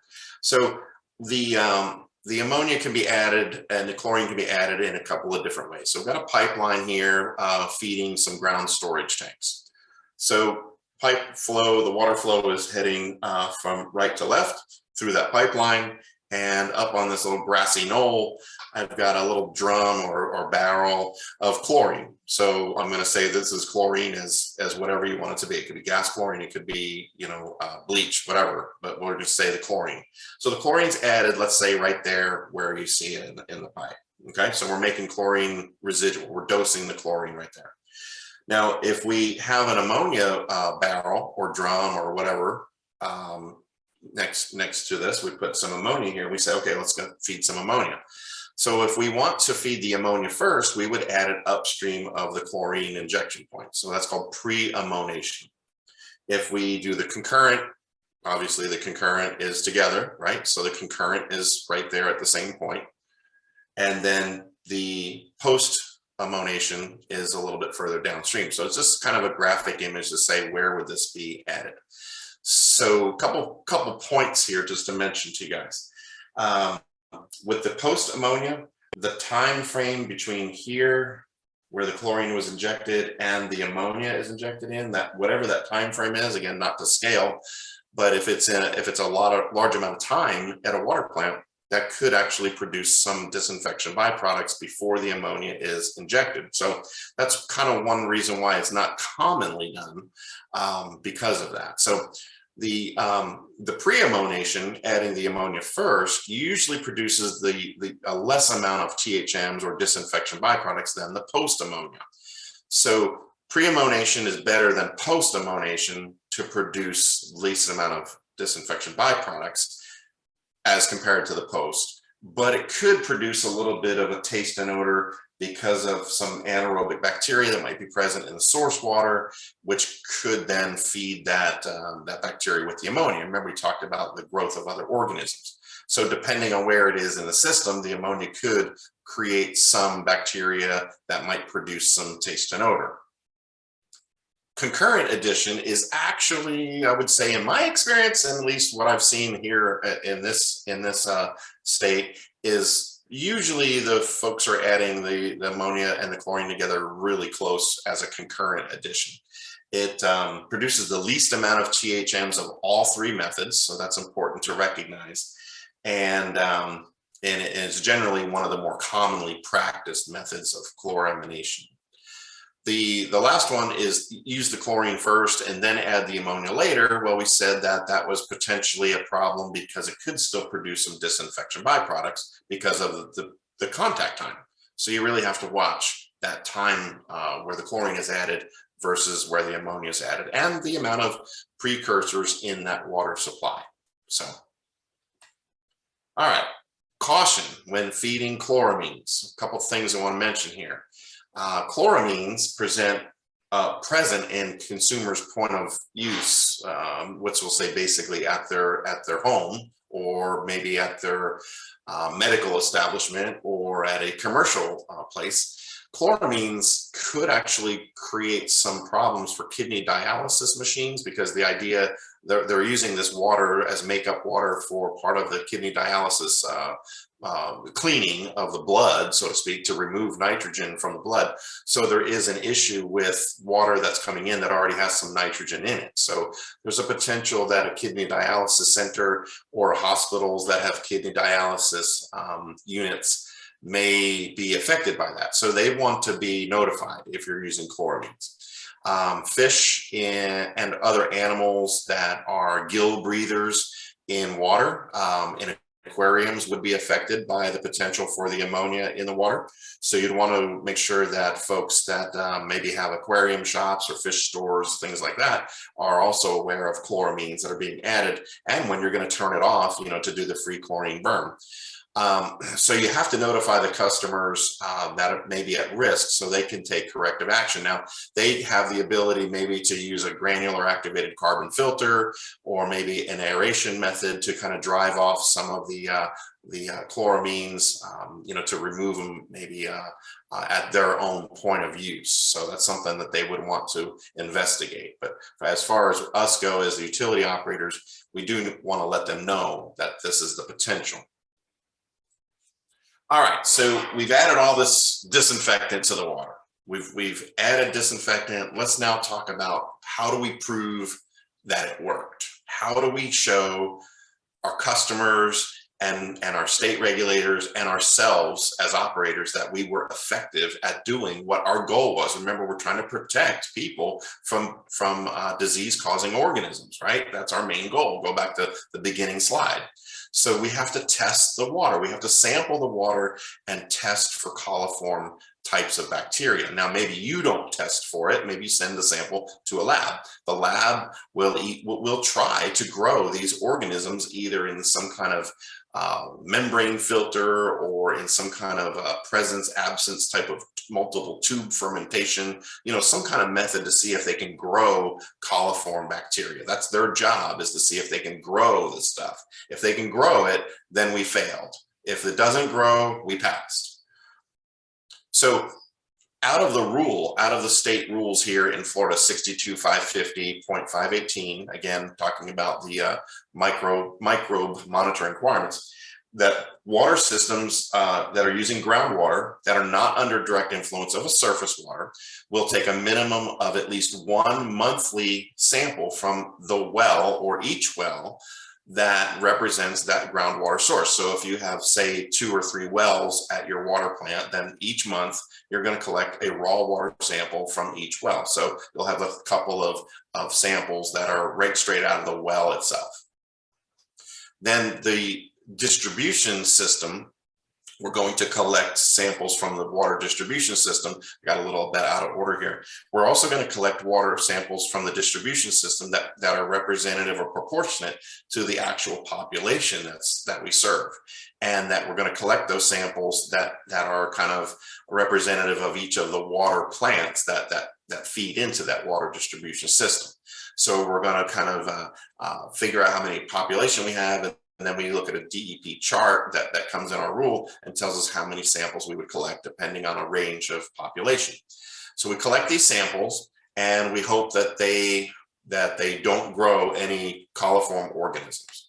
Now, what if your distribution system sample comes back positive? So let's talk about that. So you collected, let's say 100 samples, and a couple, maybe one came back positive. So what you're going to do then is, once you're notified, you have 24 hours to do what we know as repeat sampling. So you're actually going to go collect several samples from that area where you had the positive hit.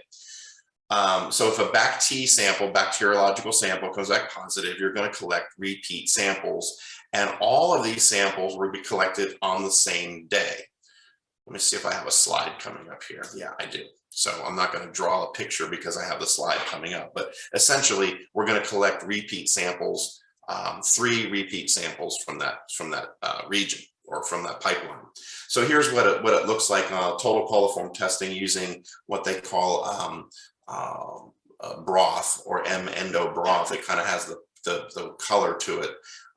This is for total coliform, and this is a petri dish, and then there's a membrane filter. That's that grid looking thing on there, and the analyst has poured or filtered through that membrane filter 100 mils of the sample that you sent to them. So in this picture, what you see kind of circled here and here and here and here, you kind of see those shiny lumps that are appearing there. Those lumps are colonies of coliform bacteria. So this is a total coliform positive sample. There's some positive coliform cultures here. Now there's some others that are not positive, or rather not coliform, because they're not shiny metallic in color.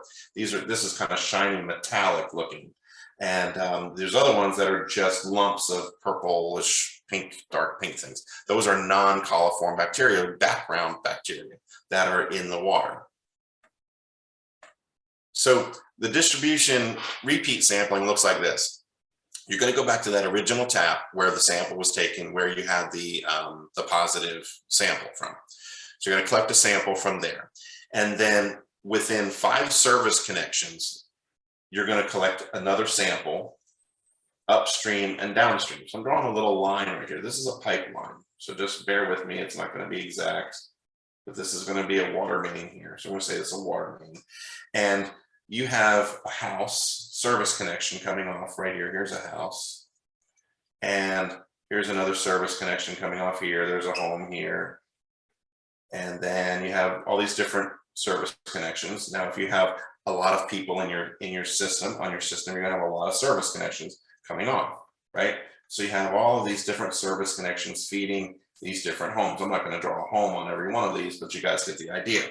So let's say that the general flow of the water, we know that the way the distribution system is set up is that the water flows through the main, generally in that direction. And this was the house that we took the sample from. So this was our sample point. And that one came back positive. So what we're going to do then is we're going to go back and we're going to collect a repeat sample from there. That's going to be one sample. I'm going to make this number 1. That's the number 1 repeat sample. And then we're going to go within 5 service connections upstream and downstream on the same water main. So we're going to go, let's say, within 5. So it can be 1, 2, 3, 4. So I've got 5 showing here. Let's say I want to go 1, 2. Let's go to this house right here. So that's going to be a downstream sample. So that's going to be sample number 2. So that's going to be a downstream, and we collect that sample there from a hose bib or wherever we can get a good representative sample after flushing it for a long time. Make sure we're getting really true quality water from that water main, because maybe this is not a regular site for us. So we're going to make sure we flush this and make sure we're not getting a false positive on this. We want to make sure we're as accurate as we can be. And then we're going to go 5 service connections upstream. So 1, 2, 3, 4. Let's say we go to the 5th one. Let's say we go right here. So we'll make this be number 3. All right. So we've got our 3 repeat samples. Again, those are going to be collected on the same day, generally at the same time. You're going to collect your chlorine residual, your pH readings at those locations as you normally would with regular bacteriological sampling. And that's how we would do that. That's what that means with service connections upstream and downstream. You don't have to go to the 5th one. You can collect it right there if you want. And again, it just depends on what your usual SOP is, but that's the limiting factor is 5 service connections.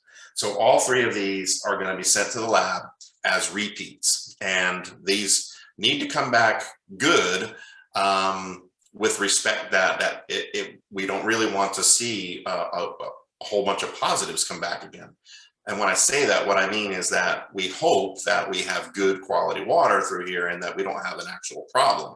So we are very happy and feel like a sense of relief when these come back clean, because it means, okay, maybe that one false or one positive one we had was not an accurate sample. Maybe something happened. I've actually contaminated samples myself when collecting samples. I just, there is an SOP on how to properly collect samples. So make sure you're following all of those.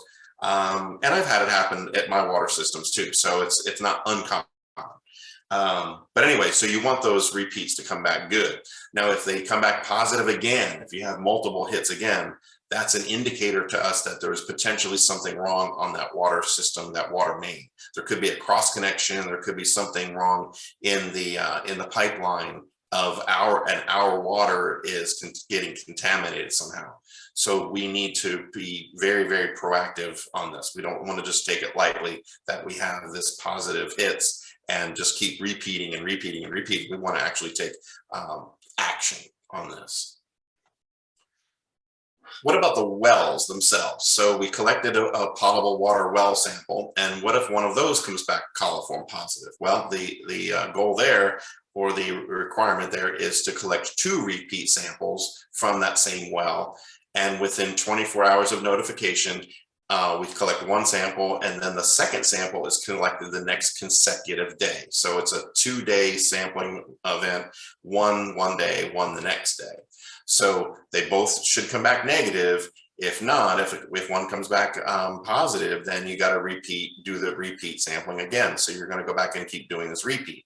Now, all of these positive numbers start adding into your actual monthly limits, and once you hit a certain 5%, let's say positive, if you're collecting more than 40 samples, or if you're under 40 samples, and then just one, or I'm sorry, the second one come back positive, you're actually violating the MCL. So you would need to work with your Department of Health folks to maybe do public notification. You may have to do flushing. You may have to do boil water notice. It just depends on what's happening in your water system. So this does bear some discussion that you will have to take some kind of proactive measures to protect the population. Running a water plant is a lot of responsibility.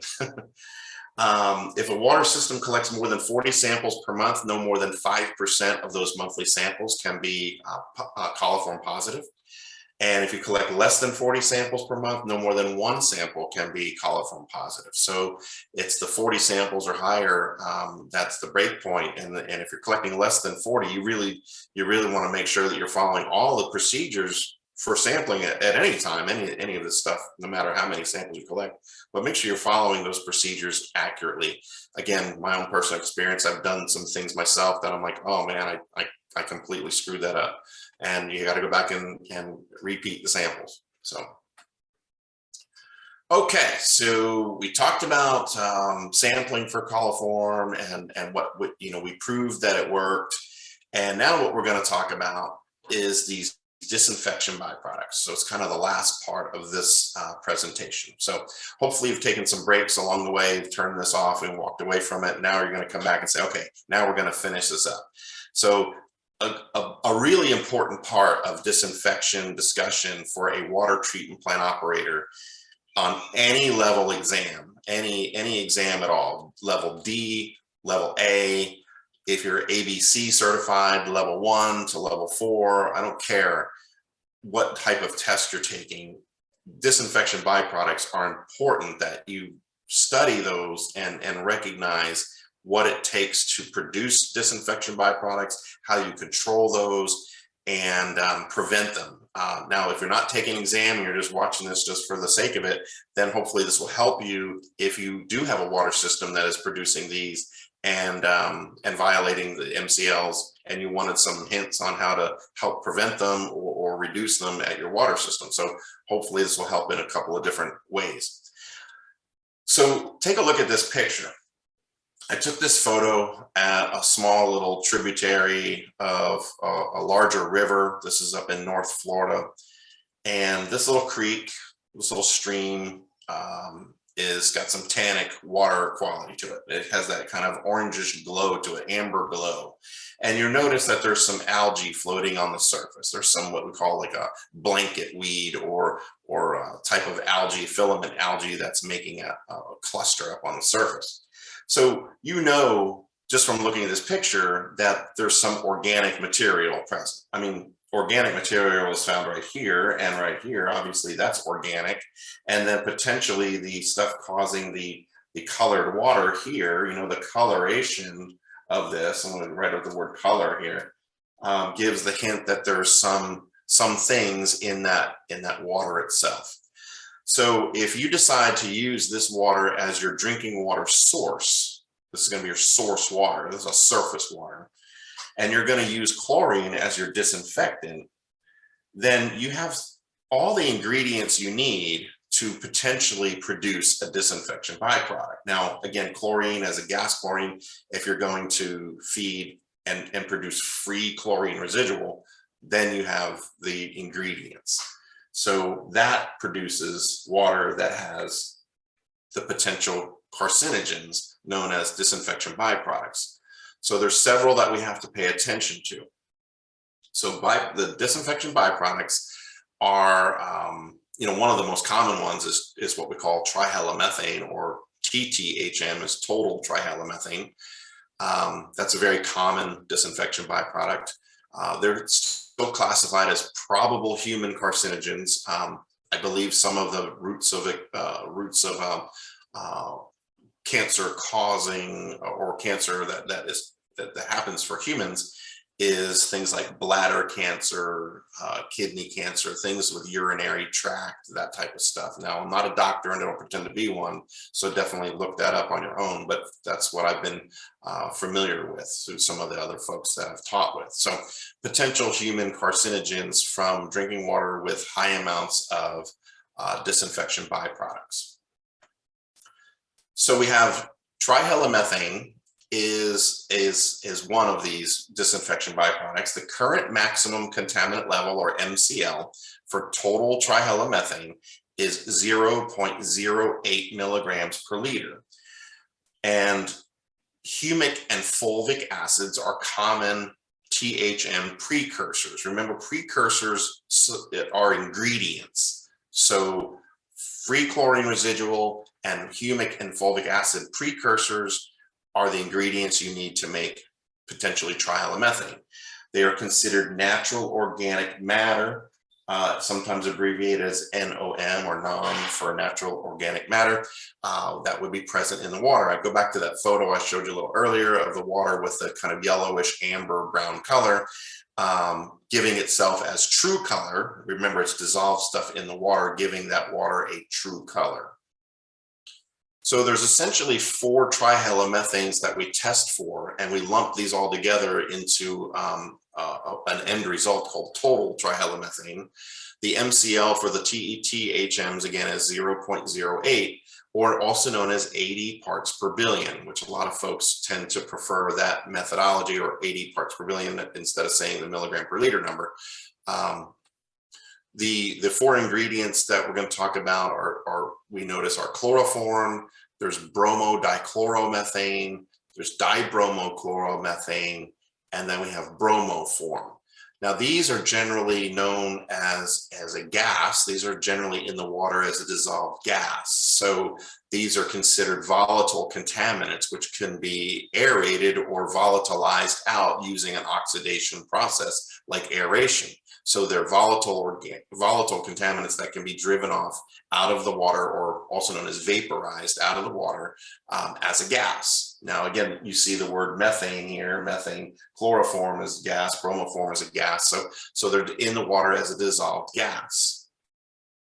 Haloacetic acids represent themselves here. We have 5 of those. We have monochloroacetic acid, we have dichloroacetic acid, we have trichloroacetic acid, monobromoacetic acid, and dibromoacetic acid. So there's 5 components of what we call HAA5. That's the 5 contaminants. Now that MCL is 0.06 milligrams per liter, also known as 60 parts per billion. So these are in the water as more like an acetic acid rather than a volatile gas. Other disinfection byproducts that you may come across or you want to be familiar with are things like bromate and chlorite. Bromate has an MCL of 0.01 and chlorite has a MCL of 1.0. Chlorite does form occasionally from the use of chlorine dioxide. So you do want to pay attention as an operator, if you're using chlorine dioxide, that you're not producing chlorite as a potential disinfection byproduct. Now, remember I said chlorine dioxide doesn't produce THMs, but it could actually make a different type of disinfection byproduct. So you have to just pay attention to that. Other disinfection byproducts are haloacetonitrile, cyanogen halides, and halopicrines. So there's several types of disinfection byproducts. So when we sample for the disinfection byproducts, we're going to actually collect samples depending on our sampling schedule that we're given by the state or federal agencies or our approved county health department. But most of the times, if we're collecting samples quarterly, we're going to collect a minimum of 4 samples for the THM and disinfection byproduct sampling event. So all of these samples are taken on the same day for each water treatment plant. Now, again, each water plant that feeds into the water distribution system, if you have 2 water plants that feed one distribution system, you're going to collect 8 samples. So because it's 4 for each water plant. If you have 3 water plants feeding, and then obviously 3 times 4 is 12. So it depends on how many water plants feed. Minimum of 4 samples per quarter. And 25% of those must be from the furthest point from that representative water plant. So like let's say 1 of those 4 should be out of the furthest point from that water plant. And then the other 3 must be representative of the population served by that water distribution system. So the other 3 samples should be in and around, let's say, the public and the population, the massive amount of population that the water plant serves. So that's how we collect those samples. Some of the sample bottles contain sodium thiosulfate, some of them do not. I've had both in my test kits, and you just make sure you don't rinse out the sodium thiosulfate or remove the thiosulfate if it's in there. Some bottles don't have it. Main thing is to ensure that when you collect the sample that you do not have air in the sample. There's a special technique used for collecting disinfection byproduct samples. And it's generally where we slightly gently overfill the sample bottle and have, like, we call that inverted meniscus, where the water actually makes like a slight dome shape or convex look to it. And then we gently put the cap on there and squeeze out that water as we tighten the cap down. And the main thing is then once you've got the cap on tight, is that you turn the bottle upside down and you kind of look through it to make sure you don't see a bubble in there, because a bubble represents air, and air is a way for the volatile contaminant to come out of the solution. So you don't want an air bubble or a bubble in that sample bottle. If it had preservative in it, then you need to get another bottle. If it didn't have preservative in it, you can dump that out and start over. Some places say, well, we'll add a little bit more to it, but you generally want to start over because you may have volatilized that out of there. So I would say start over from scratch and get a fresh sample. Once you've collected your samples, the sample bottles are put on ice in a cooler. The ice should, trying to get the temperature of the sample down to about 4 degrees Celsius. Ice is considered the preservative in that case then. And the samples must be analyzed within a 14-day holding time. So that's potentially something you'd want to know as an operator, to make sure your lab analysts are getting this done within 14 days. That's the maximum hold time for the THM and disinfection byproduct sample bottles. So, all right, so how do these disinfection byproducts form? And I told you that, we have these ingredients, right? So they form because we have contact time that's just right. Let's say long contact time. We've got temperatures that are warm. The warmer the temperatures, the better they form. Remember, the water is less dense and things happen a little faster in warmer water. The pH of the water plays a big part. The higher the pH value, generally it encourages faster or more thorough disinfection byproducts. I'm going to cover this again. A couple of these slides are going to come back up. I'm just kind of reviewing here with you guys. What is the precursor that's in the water and how much of it? So is it humic acids and how much? Or is it fulvic acids and how much of it? Is it some other organic material and how much? What's your disinfectant? Is it free chlorine? How much free chlorine are you using? Is it bleach that you're using? How much of that bleach are you using, and what's the dosage? What's your chlorine dose? Bleach is different than gas chlorine because of the differences in the chemical makeup and the pH. The ratio of the oxidizers to the precursors. Do you have a lot of oxidizer and little precursors, or do you have a lot of precursors and the right amount of oxidizers? These are proportions. what about any bromide or nitrogen that's in that water to begin with? So bromides and nitrogens will also contribute to some THM and disinfection byproduct. You saw where we had bromoform and things like that in some of the names, and bromate, which bromide could be actually part of something in the water. So let's just review. If you want to form disinfection byproducts, if you're trying to make them, then this is the key, which obviously you don't want to make them, so just kind of keep that in mind. But the higher the temperature, the faster the formation of the disinfection byproducts, or let's say THMs. The warmer the water, the faster the THM production. The higher the pH of that water, the faster the THMs will form. So high pH, high temperature, summertime is a common time for us to have THMs come back positive or over the MCL, rather than say in the winter time. And a lot of it is because of the distribution system, water temperature being warmer in the summer. The higher the amount of free chlorine and the organics in the water, again, that's the ratio, the more the THMs will be produced.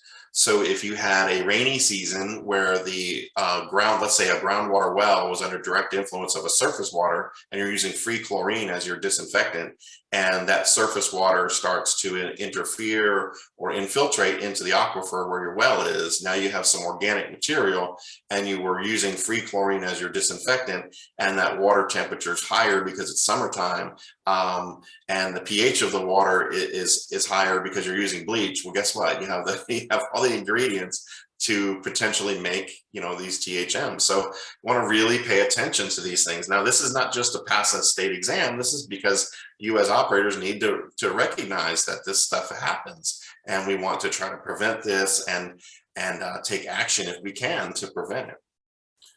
So to control the formation of the DBPs, is one way we can do this is to pre-treat to remove the THM precursors. Now, precursors are the ingredients, right? So pre-treatment to remove the precursors. Can you name 2 methods of pre-treatment that might remove the natural organic material? So if you're thinking about it, you might want to pause this for a second and see if you can come up with 2 methods to remove a precursor for THM, like an ingredient. Okay, so I'm going to continue on, but if you paused it and you were thinking on your own, that's cool. So remember, we talked about the potential for, because it may be a surface water, so you may want to do coagulation, flocculation, sedimentation, filtration to remove the THM precursors. You may be able to pre-treat the groundwater well with some kind of oxidizer. Maybe you want to use ozone to destroy the precursor. So that would be 2 methods that you can use to try to remove or reduce the precursors. Granular activated carbon may be used to filter that out, or powdered activated carbon in the sense of a surface water plant. So that's another method. Potentially reduce the THMs after they have formed. So let's say that we've formed THMs and we can't avoid it. How could we reduce the amount of THMs? So think about that. Name 2 methods that we can do to reduce the THMs once they have formed. So I'll give you 30 seconds. You can turn this off or pause it, but I'll keep going. If you form THMs and you want to try to reduce them, a couple of methods that are useful are things like aeration or some kind of oxidation, to drive the volatile. If they're volatile, they can be removed, right? Volatile with aeration or some kind of oxidation. If you have a biofilter may be used, you may be able to use granular activated carbon because that's an adsorptive method. So those are ways that you can remove THMs once they have formed. You could maybe use a disinfectant other than chlorine. Well, let's say you're using free chlorine and you're making THM or disinfection byproducts. Well, name 2 methods of alternate disinfectants that you could use other than chlorine. Well, let's see. I think I covered this. I think we mentioned, I think we did. We mentioned something about maybe chloramines. Chloramination was one. Maybe ozone. maybe chlorine dioxide, right? Those are other methods of disinfecting water. Potentially ultraviolet light in some cases is used in water plants along with say like with a low dose of chlorine or with ozone. You know, there's different advanced oxidation procedures or processes out there nowadays. So those are some alternate disinfectants. I think chloramination is probably one of the more common ones. You can also do this. You can also reduce the time that you have the water sitting in storage tanks. So if you have large storage tanks or just storage tanks and they're just sitting there for days and the water doesn't actually evacuate and refill and evacuate and, you know, draw and fill and draw and fill. If you're just letting water sit there in these storage tanks, then you have the potential for that age to allow for THMs and other disinfection byproducts to form. So we generally say to change your operation to do what we call a turnover of the storage tank.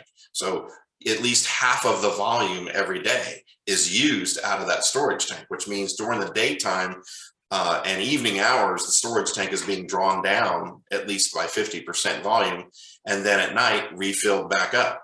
And then next day, drawn back down, refilled at night. You know, the whole process back and forth, making that diurnal cycle of filling and drawing and filling and drawing. So you should get at least a complete turnover every 1 to 3 days, you know, that you're not letting the water sit there in that tank for more than 3 days. You will produce THMs or disinfectant byproducts the longer it sits there, especially in the summertime.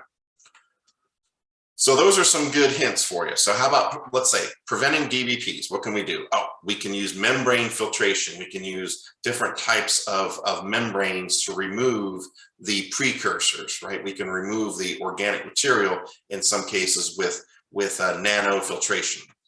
We can pre-oxidize the water with chlorine dioxide or ozone. You know, the water comes into the water plant, we pre-oxidize it and destroy those disinfection byproduct precursors. We destroy the precursors. We can switch to chloramination. We talked about that. We could maybe reduce chlorine dosages.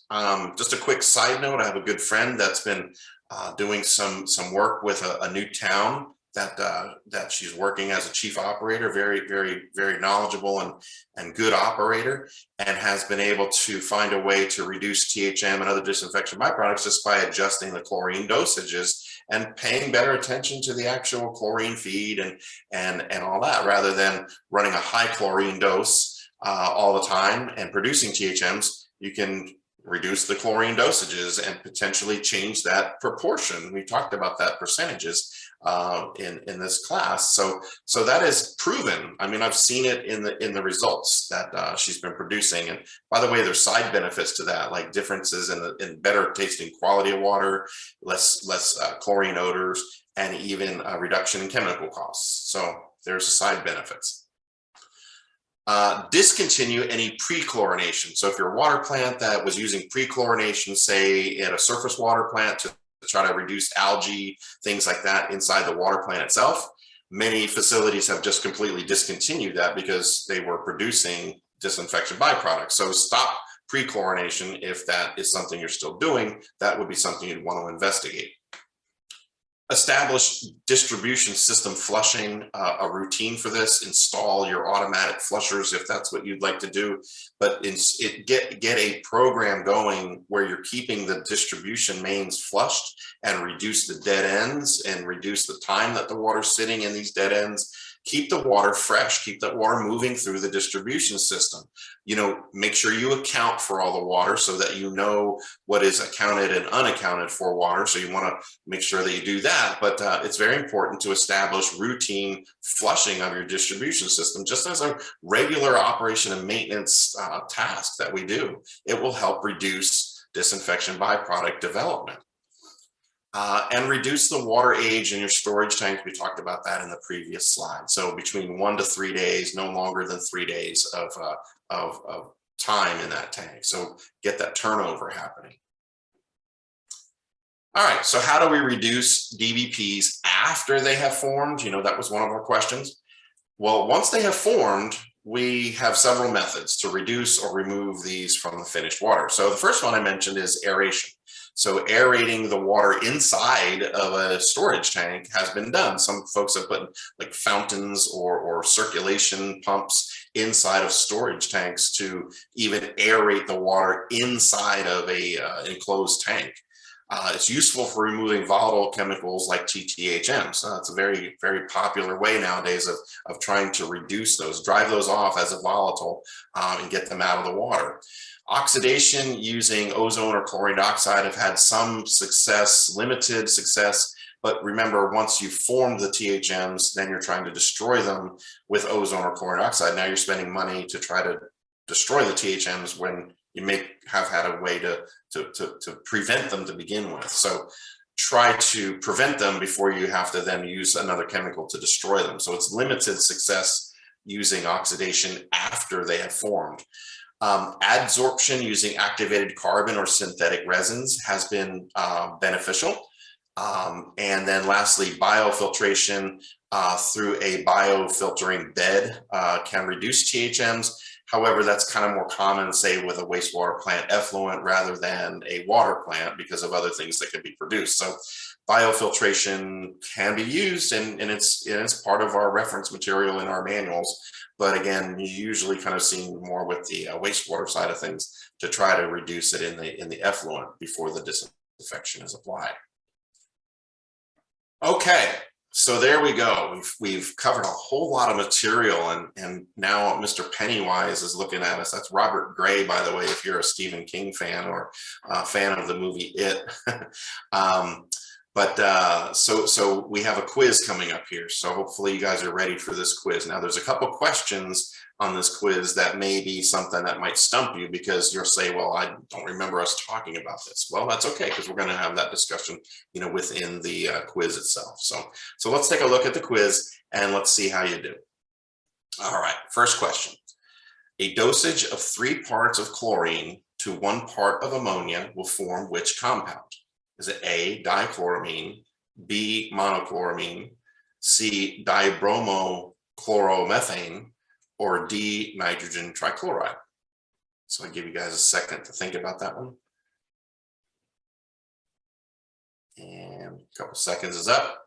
And let's see, if you picked letter B, you were correct.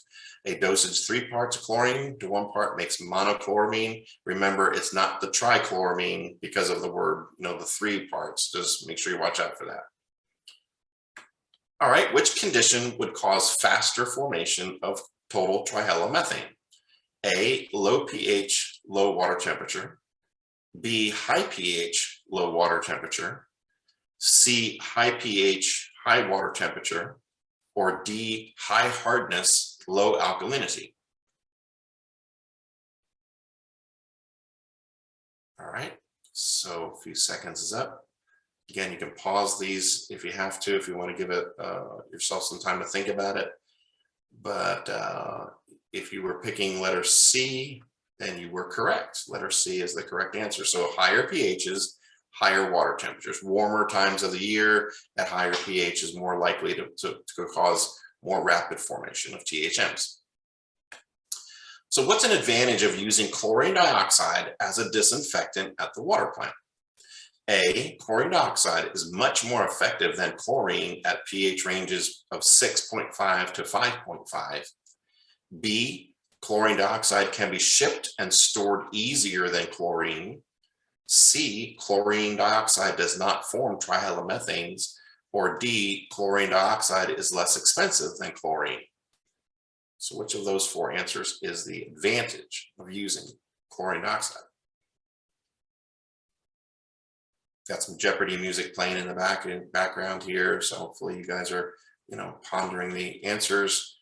And if you were looking at letter C as in Charlie, you were correct. So chlorine dioxide would not form the trihalomethane. That's the most appropriate answer.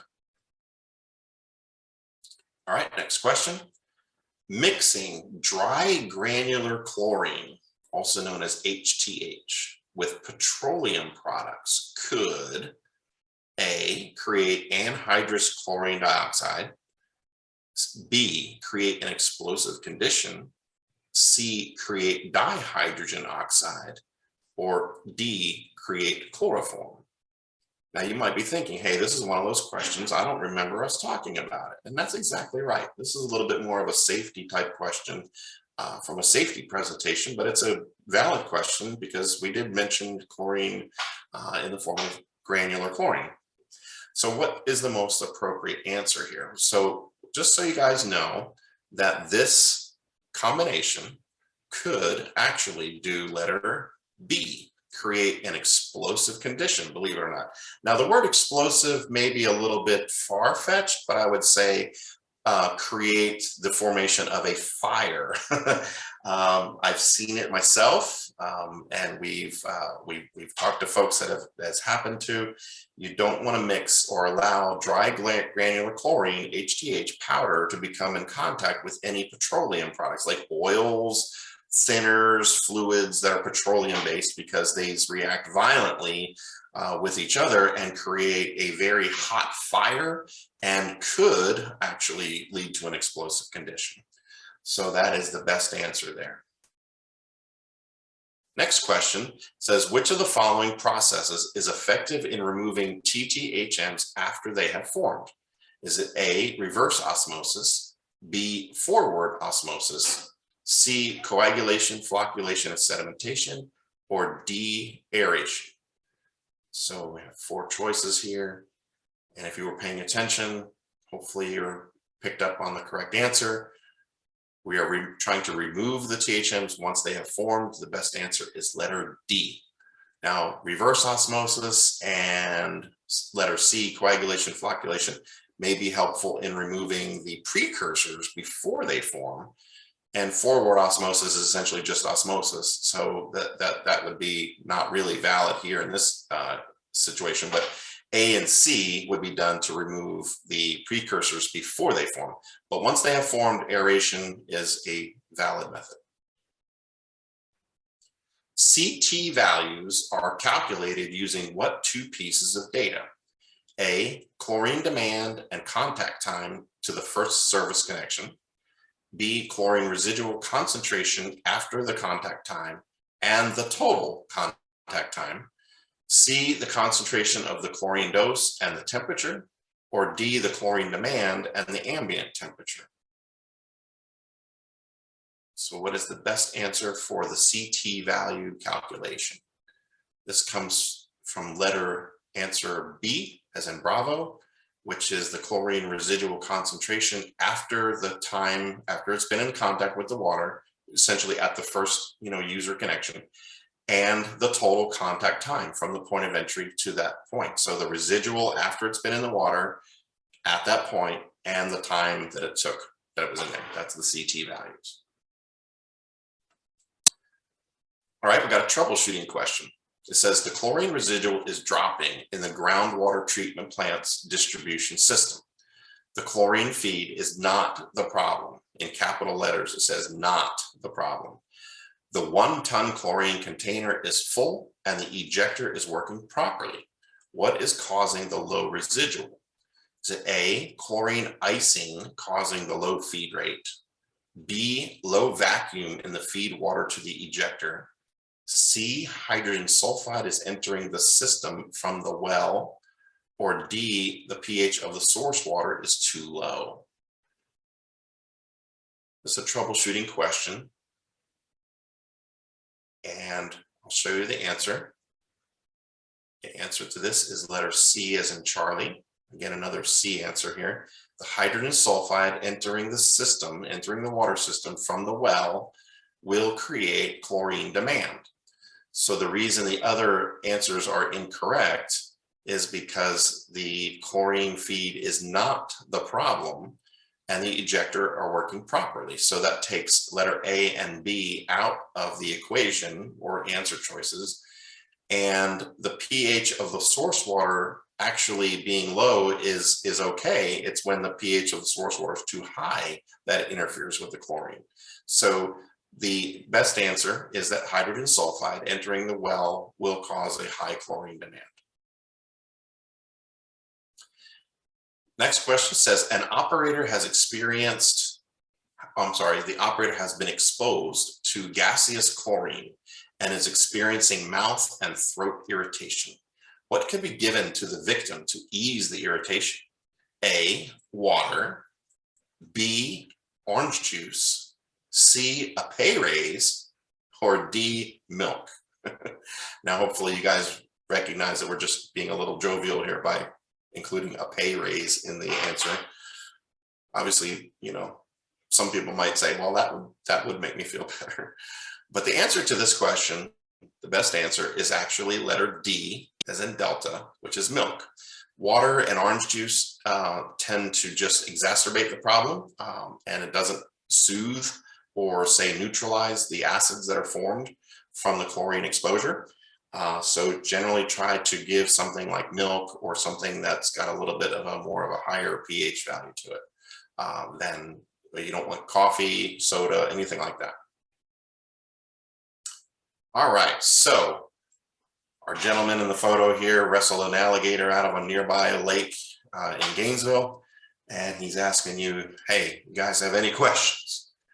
So if you have questions, if something wasn't clear, or you want to, you know, need clarification of something, or you want me to go over something again, or you have a question about something, I'm certainly open to, you know, any questions or feedback. So my contact information is here.